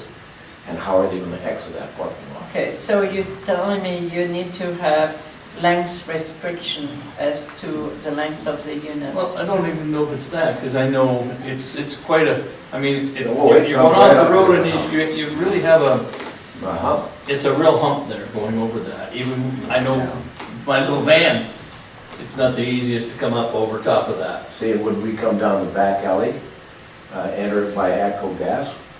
Or we enter it by the bus boys' garage now, or how would we get into it? It's an idea, it's an excellent idea, So, Councillor Creed, but Could they I don't not know. enter, suppose they were passing by the front of Napa, turning north at that point and turning in that alley? in the Is back not- alley? Yeah. Pretty sharp turn for a big unit. Yeah. So- That- But, that'd be- but they, It is still going up over an approach, and I'll tell But you. not, it's not as bad as up on the, up on the No, actual. but how are they rail going to bank turn there. around and? Yeah, they say, ideally, they would come in one way and go out the other way, you know, with Yeah. a big unit. by going up. Okay, Councillor, I have some concerns about the size. We need to look into how big that area is, because if you get 3 or 4 of those units in there, and they have to turn around and go the opposite way, I don't know how much turnaround room there is in there. Well, that's, You know, because it's not a big area back there. I'll be more than happy to hook onto my trailer and drag it down there. drive it through there, And- you can and- knock off the tank. Hey, no, it takes a lot of Okay. room to move those things Uh, around. could administration look into the feasibility of moving a large unit? I'm sure Brendan could maybe look at it. Well, and what it might look like down in the pit where the 3 might be parked side by side. Could we do a little bit of a study there before we, but, I mean, do you want to approve that in principle, and if it doesn't work, it doesn't work? I think you need to table it until we find out what's going Well, on. you know, forever we will table things. Well, that would be a good area for a lot of these large hydraulic vehicles that come to town. Or business parking, Yeah. you know, But I mean, one way, Alternate location. one way or the other, would Excuse me. more parking be to benefit to the town? I- As to the usage might be a different story. Well, Council people. Well, I can just say that the Chamber of Commerce has been supporting this initiative for quite some time, so we know the business community is in favor. Behind it. The other thing they might say if they were here is, hey, it's great that you're all discussing these long, lengthy trailers. Let's just talk about Joe Q. Public who's trying to park and there's no available spot. Okay. The average million cars could go down in there and, Okay. you know, be. All right. So let's just do it So- for the tourist minivans. okay, I'm looking at it now, because I go in there a lot. Mhm. I have a laneway into my Right. office in the back there. No, it definitely needs to be gravel, because it's a mud hole. As soon Yeah, as but- it rains, it's a mud hole. Well, that's what we intend And I have to to take my garbage, physically, I gotta walk it over to the green bins out in the back there and put my garbage in there. And if it's snowed or if it's rained, it's a mud hole, put. Okay, okay? And so it needs to be really looked at and to make it clean so that people will actually park down there and not have a mud hole and get stuck down there. Because right now, if you get some big rigs in there, you know, they'll get stuck in the mud. I'm just saying, Okay. yeah. the idea is to have gravel, quite a strong, heavy level. Gravel is not the issue, we have plenty of, and it would need to be graded. So what we need to know is, in principle, if you feel that adding parking to the town is a good thing, then we need to have a motion to that effect. To table all the time is not the best way to handle business, really. Well, in principle, I can. I appreciate what Councillor Peavoy said, because if we can enhance that area and have the business people park back there, and come through that gate, that alley. I mean, just graveling and putting a curb in isn't going to enhance it. I mean, give them somewhere to sit if they get out of their vehicle. If Dad Junior is sitting there waiting for his wife to go shopping, he doesn't want to be sitting there in the gravel bed. You know, if we put a bench or a picnic table in there or something like that, they can pull in there, relax, go on the business street. I mean, just graveling isn't going to do it. Yeah. Actually, All right, Councillor Creed. Yeah, Councillor Maggie, because part of the recommendation, and we didn't bring this to the council because we felt like the communities in blue might take care of it, or work with the Chamber of Commerce, would be taking that alley there between the by the TD Bank, and it's a fairly wide alley, and maybe putting, a bench in there and some flowers in there and making it, a little mini park type, setting there, so. If you go to Banff, Statue of E.J. Wood. if you go to Banff, all of their parking is off street, and you walk through the mall to get onto the main street. Okay. It's very, very nice. All right, can we have a motion in principle, Councillor? Do you want to put that Certainly, motion forward? I will make the motion in principle that we approve the grading and the graveling, and let's just say upgrading of that parking area for the use of whoever, merchants. Can you give us a description of the location? The area, what would you say, the east of Main Street, behind the businesses, east of the the town-owned parking lot, east of Main Street. Between the Royal Bank and the TD Bank. Well, between or behind. You're old enough to just say the old curling club. The old curling rink. Okay. Yeah, I remember it. Would that work, Jeff, the way this motion is worded? We'll put the location, that's not. Would it be fine? Okay, Before we go to a vote. go ahead. Now, every spring, the street sweeper dumps a humongous big pile of dirt back there. Sand. So, and right now, we've got an unsightly property down there with all kinds of fridges, stoves, and water, old water tanks, and it's becoming a real unsightly place in behind there. Sears. And Sears has got some back there too. There's two places there that people are using for recycling metal goods. We're gonna have to do something about that, because it's not gonna be very inviting. People come and park, have a nice park bench and picnic table, and they turn around and, oh my land, where's this dump site? That's what I'm seeing there now. Yeah. And I see it every day, because I look out my window of my office back there, and I see that, and I'm not happy with it. Okay, have you complained to the town officer? We brought it up here a while ago. Have you? We talked about it. Have you done? Have I made an official complaint? No, but I guess I am now. Maybe you should. Okay. One possibly dealt with, but two, this brings up a planning issue, council. You have a conflicting use. Yeah. Would you like a beautified green space, or would you like a block that is designated industrial? Because that's what you have. It's industrial, isn't it? So what I'm saying is, if you want a green space, you're putting it in an industrial use area. Yep. So there's going to be some of that activity going on. Yeah. Well, what complements an industrial use area is a simple parking lot. I don't think this is out of alignment with what we have. We can worry about beautifying later. I say we get the gravel in there and get her done. I'm sorry, Edmonds. Do we want to maybe look into what kind of signage we can put up before we spend any money? Well, the signage, what we know is $250. Yes, but For where each can sign. we put it? Well, You know, on the that highway. would- Yeah, Directly into that. one would have to be on the highway, but really, we need approval before we can put it. yeah, but if the Department of Highway says, no, you can't put up a sign, then why spend money? For the two other ones, Let me speak to this is that. I right. think we might be able to partner with businesses, and we can get the Chamber of Commerce to help us with it. Businesses that would be willing to just mount it up there as business signage, at which point it just goes to the signage committee for approval. If you're driving down the street, you're never gonna see that.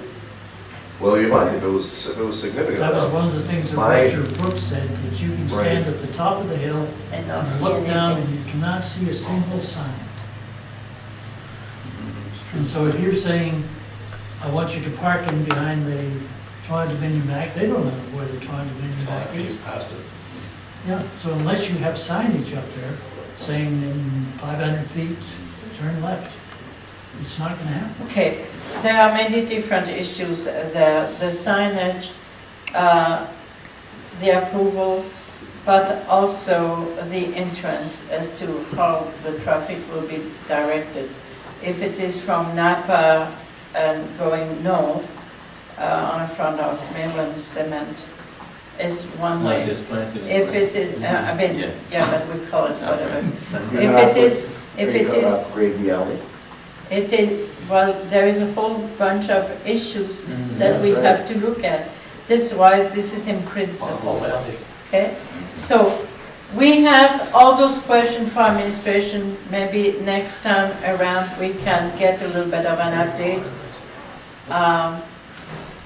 Maybe next month have an update. Jeff, when do you think you could have an update for us as to the feasibility of this parking? We'll just request permission from transportation to get quotes on signs. Okay, and as to the traffic flow going in and out, Exit and entrance. can you do that for the second meeting in June? I'll talk to Brad and we'll see what we can figure on that, yeah. Okay, Jeff, years ago, there used to be a road that went right past that busboy's garage. Is that still The there? allowance is still there. The road allowance is still there? So We have Okay. a motion on the table. Going down yes, there's a towards- motion, I think we need to vote on it. Okay, yeah. Okay, all in Can favor? we have him read it? I want to hear what the motion says. Moved by Councillor Creed, the parking lot on East Canada Trust be graded and gravelled and upgraded for future use of, and it was very Parking. Move, For it parking. was moved in principle. in principle, And some begonias. for off-street parking. Okay, in No. principle meaning that if it's not feasible, it's not feasible. Okay, all in favor? Thank you. Let's move on. Rotary Golf tourney.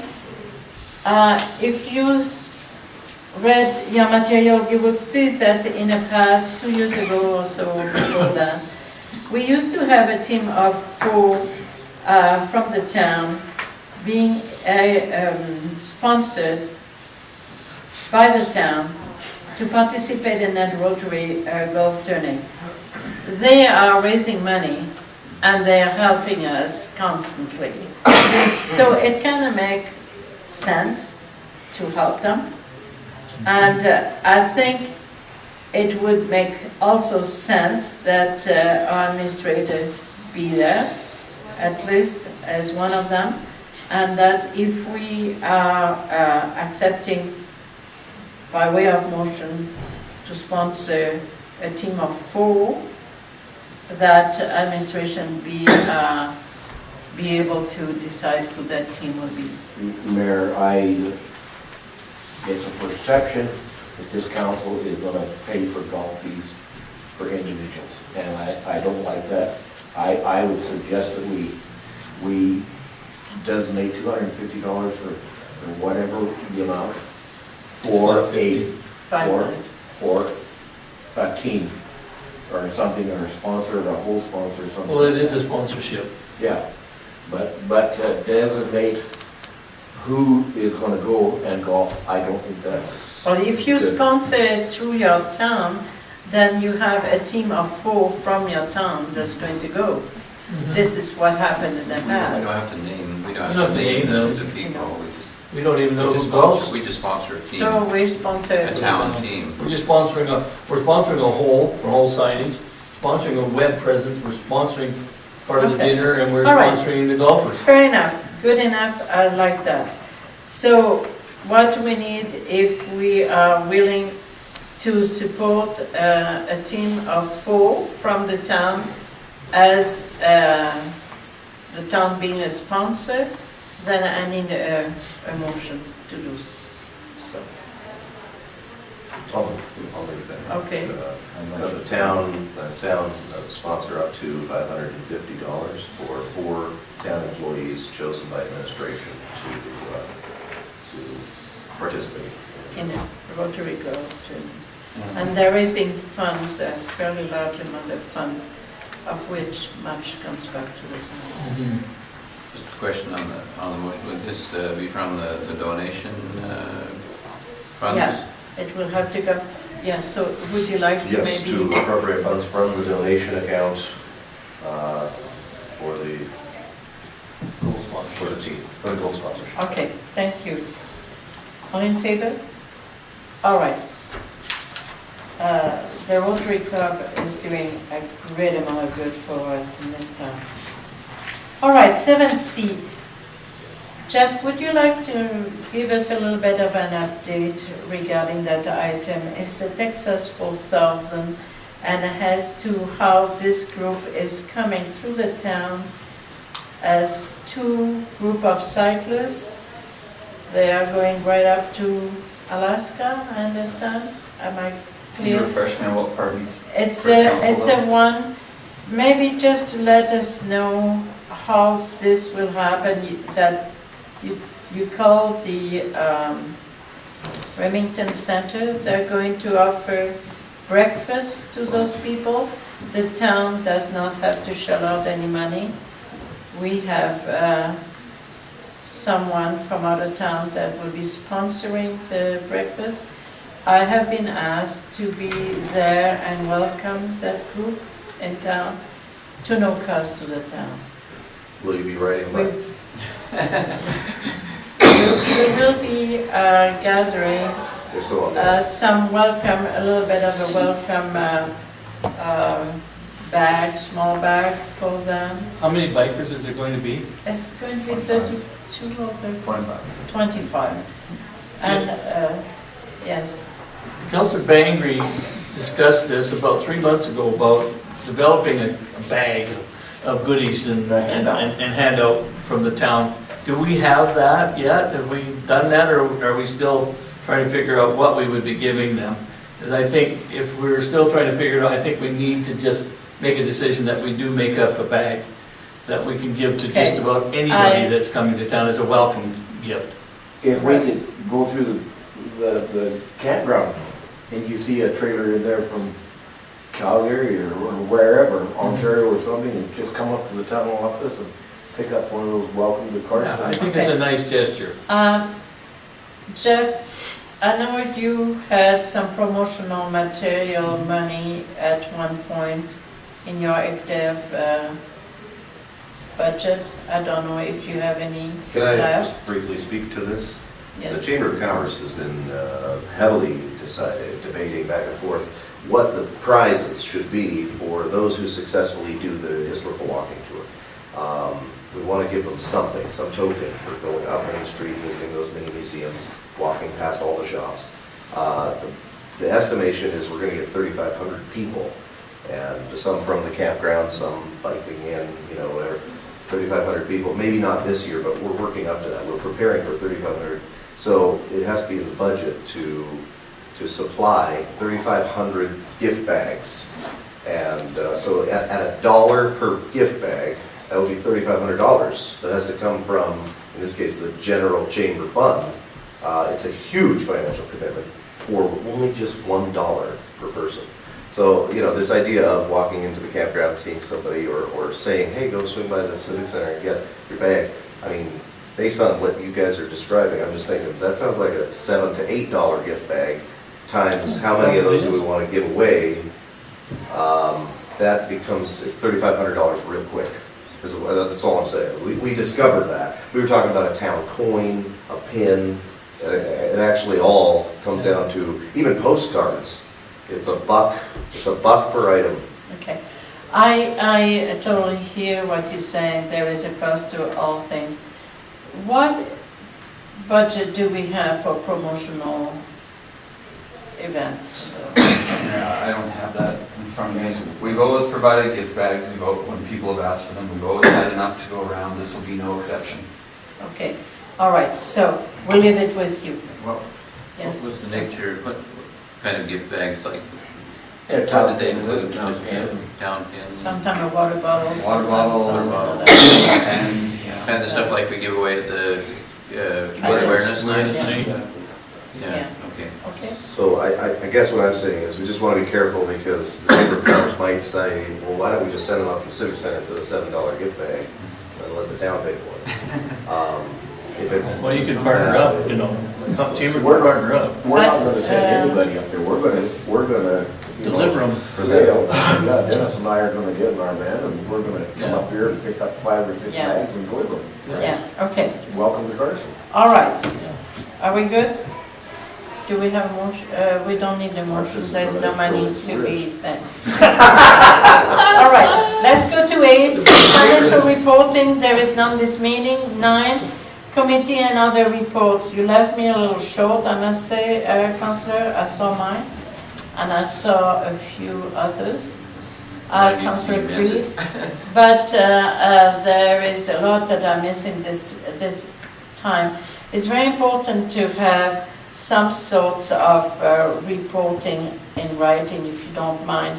It'll give me a chance to read them and to ask questions if needed. We'll overwhelm you in June. So if you could make an effort in June to kind of double up on them and report on both, it would be much appreciated. Yes. Yeah, Councillor Bengry and I, our meetings have been canceled. I've had meetings canceled on my committees, Yeah. so there were no reports to give. Which is good. When there is You no know, report. Just so you know, Yeah, thank you. know. So there was none for, EMS. there was none for EMS, there was none for Parks and Recreation, okay, and there was nothing for Chinook Arch okay, as well. okay. So that's good. Now, Councillor Barfuss, you gave us some material there, and you may want to speak I need to to speak to this item. Would you please go ahead? So one of the reasons why this wasn't included in your packages, our meeting was yesterday. Yeah. Yes, I would just We've imagine had sometime. a couple of them specifically dealing with the best practices. So the big change that we're looking at with the best practices study, as you can see from the first point there, is that all yard waste is going to be banned from going into the landfill. That's going to require that each community have some place for that to go. Now, we already have a program that's already been implemented by administration here where we pick up yard waste to, I'm assuming it's composting in a silent compost, is that correct? Yeah, but it doesn't start till June. We don't pick up, Okay, we don't pick up. no. We have to take it there now, ourselves. No. We can't leave it for the garbage man, Hang on. for the grass clippings. Can we just hang on that, because we're all talking about different story. Jeff, can you maybe update us as to what the pickup will be at the curb for grass waste? We had said maybe we would increase.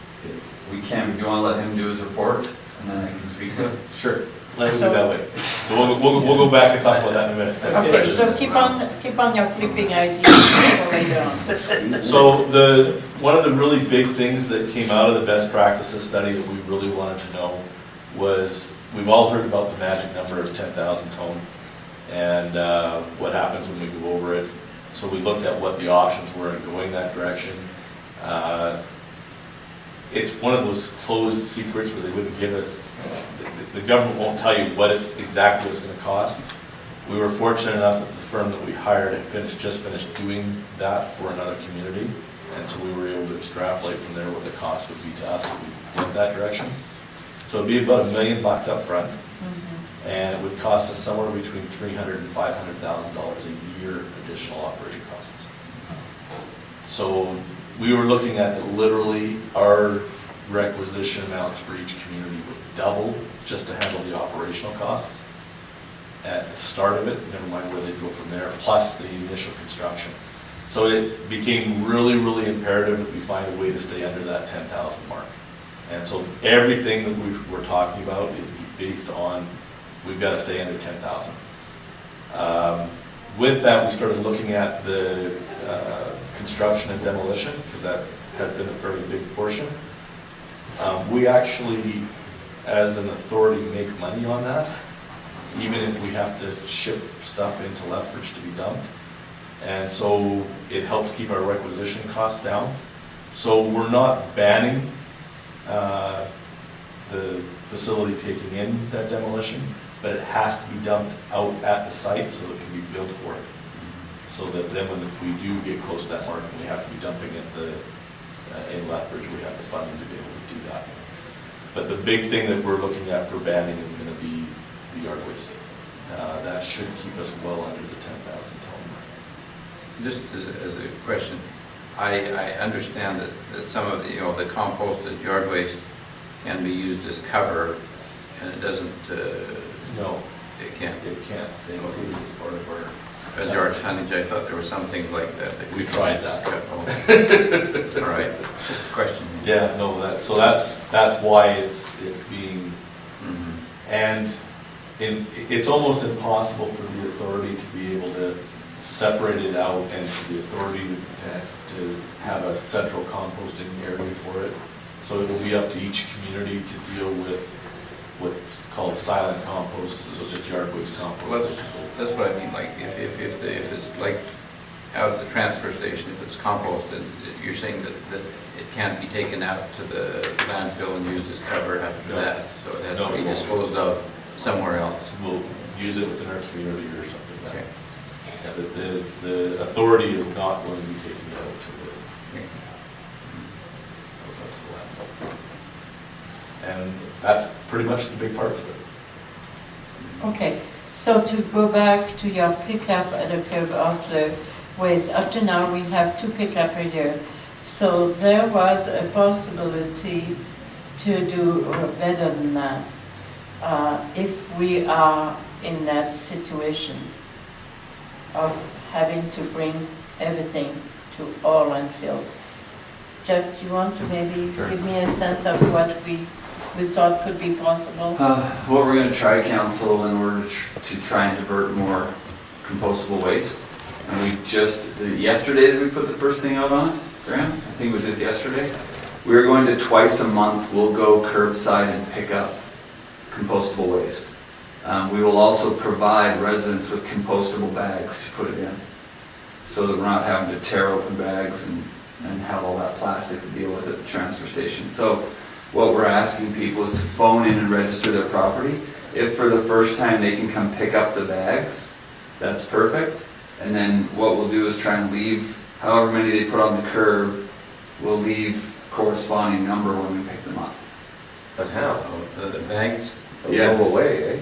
Would they? What do you mean? Is he leaving them on the grass right there curbside? Bag? They're not plastic bags. Sorry. Oh, Yeah, they are. They are.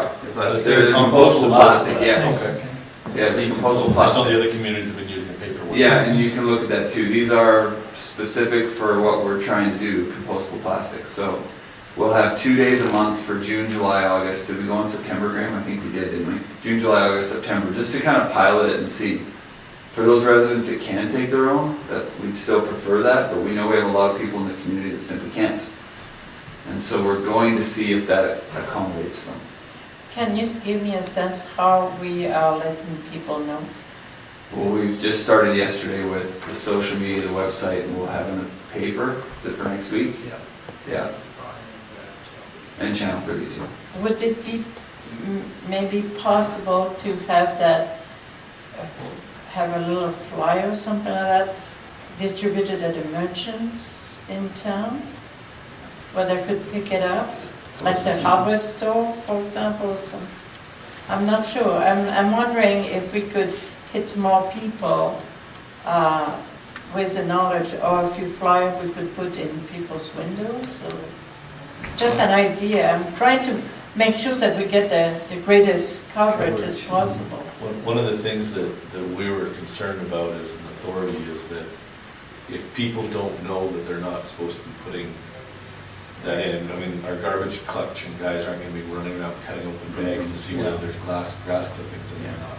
So it's going to require an education component for people to know that Right, that's what's so gotta this happen. is what I'm a So, little bit yeah. wondering. Mayor, about, probably Thank you, Jeff. about 6 or 7 years ago, the county was concerned about grass clippings and things like that.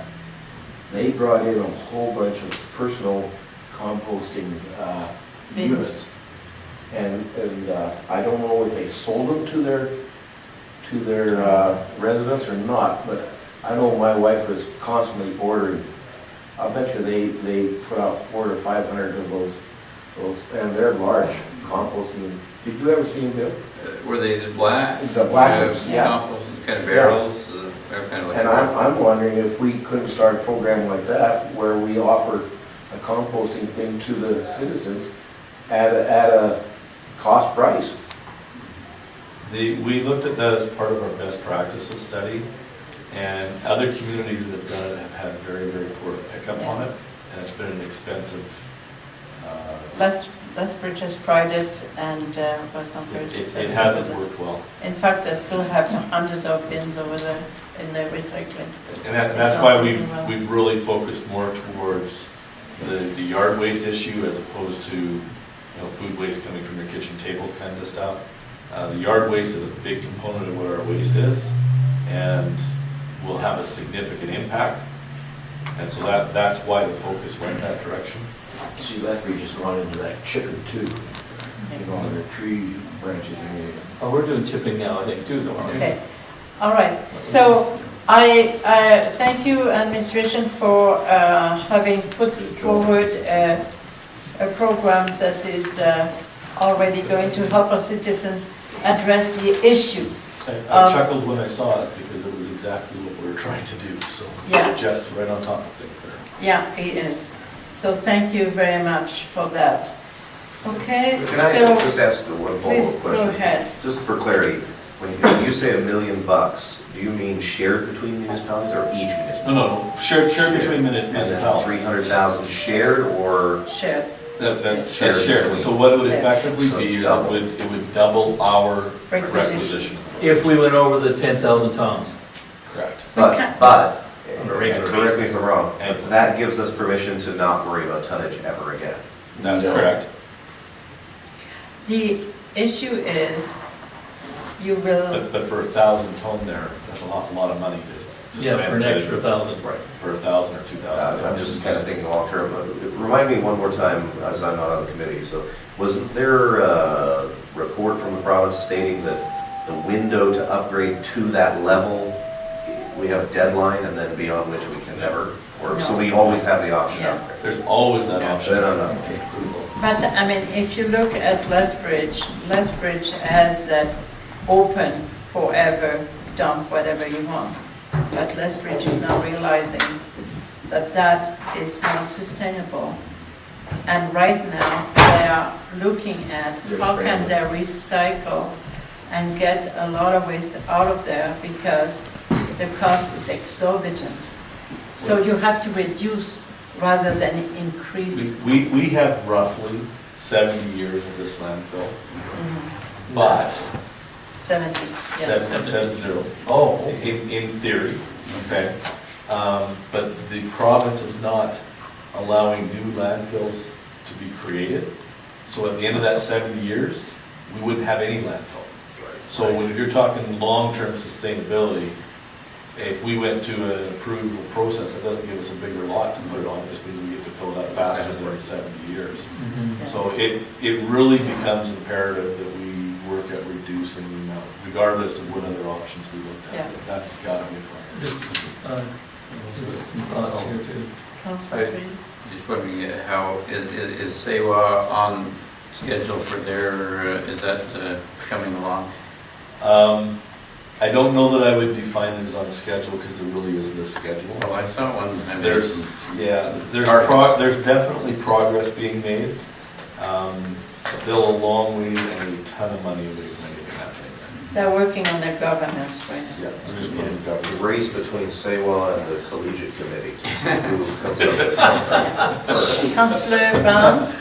I just wanted to ask a little bit about the recycling thing and burning. I don't know, I've asked this before about incinerating and stuff. And of course, it's an environmental thing, I realize that.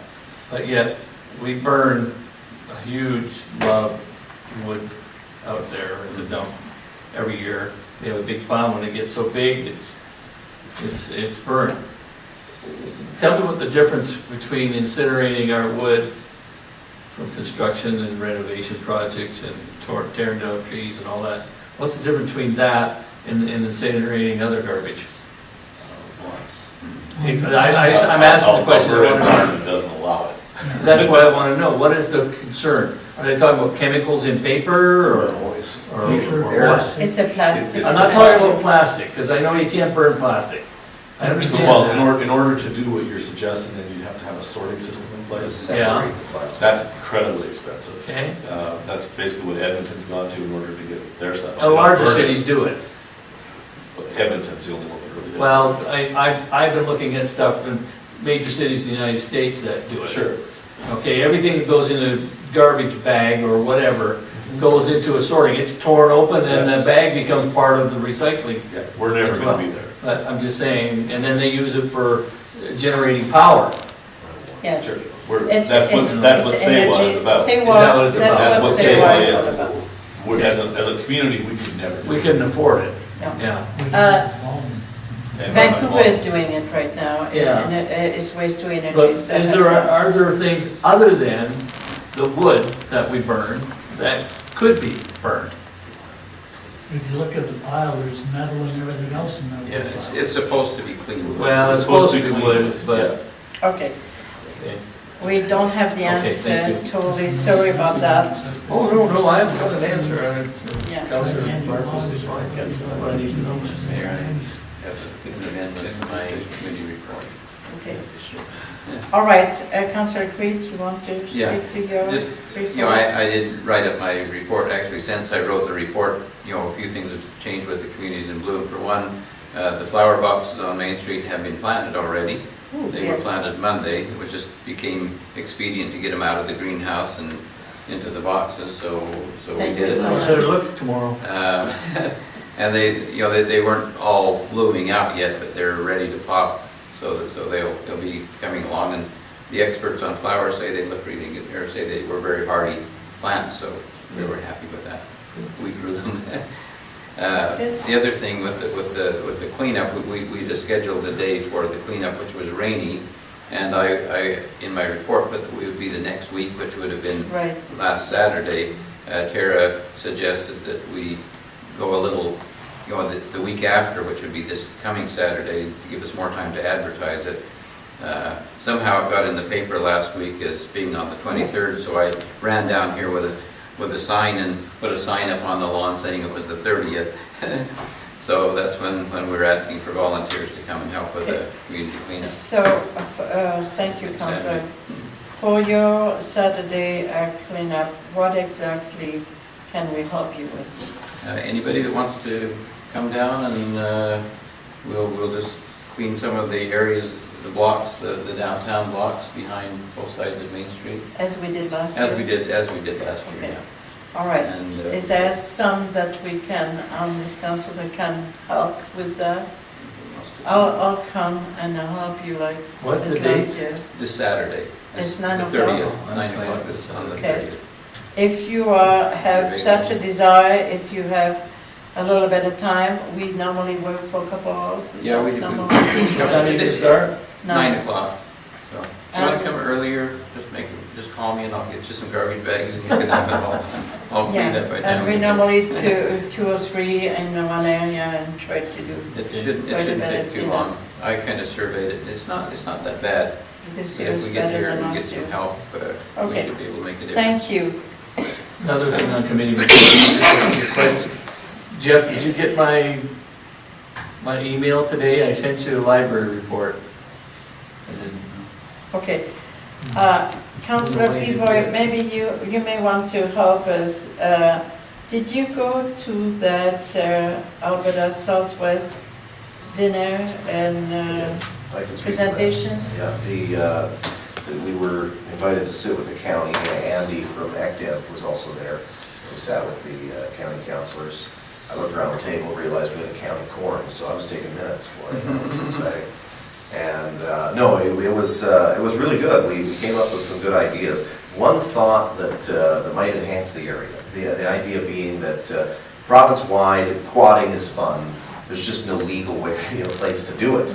And right now, so many laws trying to restrict it, you can't do it here, you can't do it there. And the county said, well, where can you do it? Maybe Cardston County. Maybe Cardston County. Let's look at Cardston County. Let's become the province-wide location for that. Hey, you going to quad, Calgary, Edmonton? Come on down. We're quad friendly down here. One thought was that maybe the Chamber of Commerce, or there's other groups, Fish and Wildlife, et cetera, looking at maybe recommending to the county that they make quadding on county roads legal. Right now, it's illegal to quad down on a county road, which is a little silly if you think about it, because motorcycles can legally do it. Why can't a four-wheel? Seems a little safer to me, I don't know, but anyway. So that's something that needs to be maybe brought up, looked at, and then having a couple, maybe one or two quad parks and things. Again, there's going to be some, there's going to be maybe a few people that aren't going to want that in their county, but the reality is the economic upturn for being that, I mean, you can't do that kind of thing in Waterton, for instance, or Banff, right? I mean, the national parks, et cetera. But what if you could do it beside Waterton, That would be incredible. That would be a huge draw. Our hotels would fill up, and we become quad central down here. Okay, so they're looking into it, are they going to form a committee, or what, a subcommittee, what Right now, are they yeah, intending to do? at this point, it's just conceptual, but, they would be looking for the neighboring municipalities to get behind that and say, yeah, bring them down, we'll take them. Okay. Send us your dross and your waters and your... Beside Waterton Park. So- And they'll put a curb in it. Yeah, so as always, Wherever that border is, right? We'll figure out how far away do we have to be, that's where we'll put it. yeah, so I would imagine somebody will review the Saskatchewan Absolutely. In fact, legislation, yeah. because it's quite stringent on the environment. So I would imagine if you're able to do it within those parameters, great. The reality is, it's happening whether it's legal or not. So right Except now, it's it's an illegal damage- activity. It's damaging the environment right now, and Right. the banks and the riverbeds So and the only way to etc. prevent that is to give these people a legal place to do it. Right. And that's what would be good. Good. And, Thank down you. in Cardston. Anybody else would like to talk about, Councillor Edmonds, you want to talk quickly about community future? I see that you have quite a bit of changes that are happening there. Well, we have 3 directors that have to quit at the end of the year because of the new guidelines from Western Development and they are funding from, and they're saying that people can only serve for X number of years. And we have some people that have been there 9 and 10 years, so they're out. Okay, all right. Well, a little bit of renewal is not a bad thing. Okay, let's move on to Cardston let me see. 2015, you have your projects reports. Do you want to talk to it, Jeff, please? If I could, I just want to speak to one item on that. Just so you were aware, the project on 5th Street West was intended to be an 8-day project. We've been there 3 weeks. So we may need to change one of our projects, just so you're aware what happened there. We changed the sewer line all down 5th Street. The water line we left because it was fine, and it's a main, and we didn't want to touch it. And when we went to tie in at the manhole in the intersection of 5th Street and 3rd Avenue, it's an old brick manhole. We knew that we were going to replace it. But the sewer main going out of that manhole was wooden, which we didn't know existed. The maps don't show it as wooden, they show it as clay. And we weren't able to tie into it anywhere. Like we went back one length thinking it would end, and then we finally cambered it and it went all the way down to where you see it cut up and down. So we had to dig what we chose at the time while we had machinery and people there to dig that wood sewer main out to the manhole and then replace the manholes. So that became a bit of a bigger project. It's than we about a third of the way anticipated. down the avenue. Yeah, it's about almost halfway in that block. So that's been changed now to PVC, and they're trying to backfill, and we'll get that done. But what we may do to compensate is we may only do one block of Second Avenue. We had budgeted for 2, and we may just have to do basically as far as we can on Second Avenue until we've spent the budget. Because this one went a lot more than we anticipated. Again, the maps didn't show, we didn't know there was one in town, but there certainly was. And so it was, they had to do some fixing and get it all back up. So that may be a change, and we'll get going on that Second Avenue fairly soon. Thank you very much. Well, we always have some excitement in this town. Okay. That's one question on that. Go ahead. I don't know if I'm reading this right, but item number 7, the aeration windmill, it looks like it was supposed to be finished on May 8th. Is that, and there's no check mark? Oh, I see. I'll have to ask, Councillor. I think it's done. Oh, but I'll have to ask, yeah. Because, yeah, it just wasn't That's for marked the as water complete, and so I bonding, was right? just Yeah. curious if there was a reason. Yeah, I'll follow up on that check. Thank you. Thank you. Mayor? Number 10, any questions? Yeah, can I ask the administration how our swimming pool is going? They've opened early and it looks busier now. There's some wonderful upgrade in programming that has happened. Yeah, things seem to be going really well. So the weather, obviously it was warm all April and warm most of May, and then hasn't been super since we opened the pool. But, Typical. yeah. But they got opened earlier than normal. Doug was ready to go, and he's got good staff. They've got good programming. They've changed up some programming to try some different things. So everything looks really good so far. The water slide, this morning, I've been CC'd. It went to Doug, but it was CC'd to me. The plan, the blueprint for the installation of the slab and everything for the water slide came through this morning. So that'll probably get poured here relatively soon, and then that's still on track to hit in the next couple of weeks. I think I mentioned it's made in Turkey. It's being made in Turkey as we speak, and then it has to be shipped over. Made in Turkey for Yeah, so very interesting. But no, I'm very happy. Doug's doing awesome. He's got good lifeguards down there working for him this year. He's really excited about it. Everything seems to be going pretty well. Good. That's a good. Thank you. 11, correspondence, Alberta Municipal Affairs.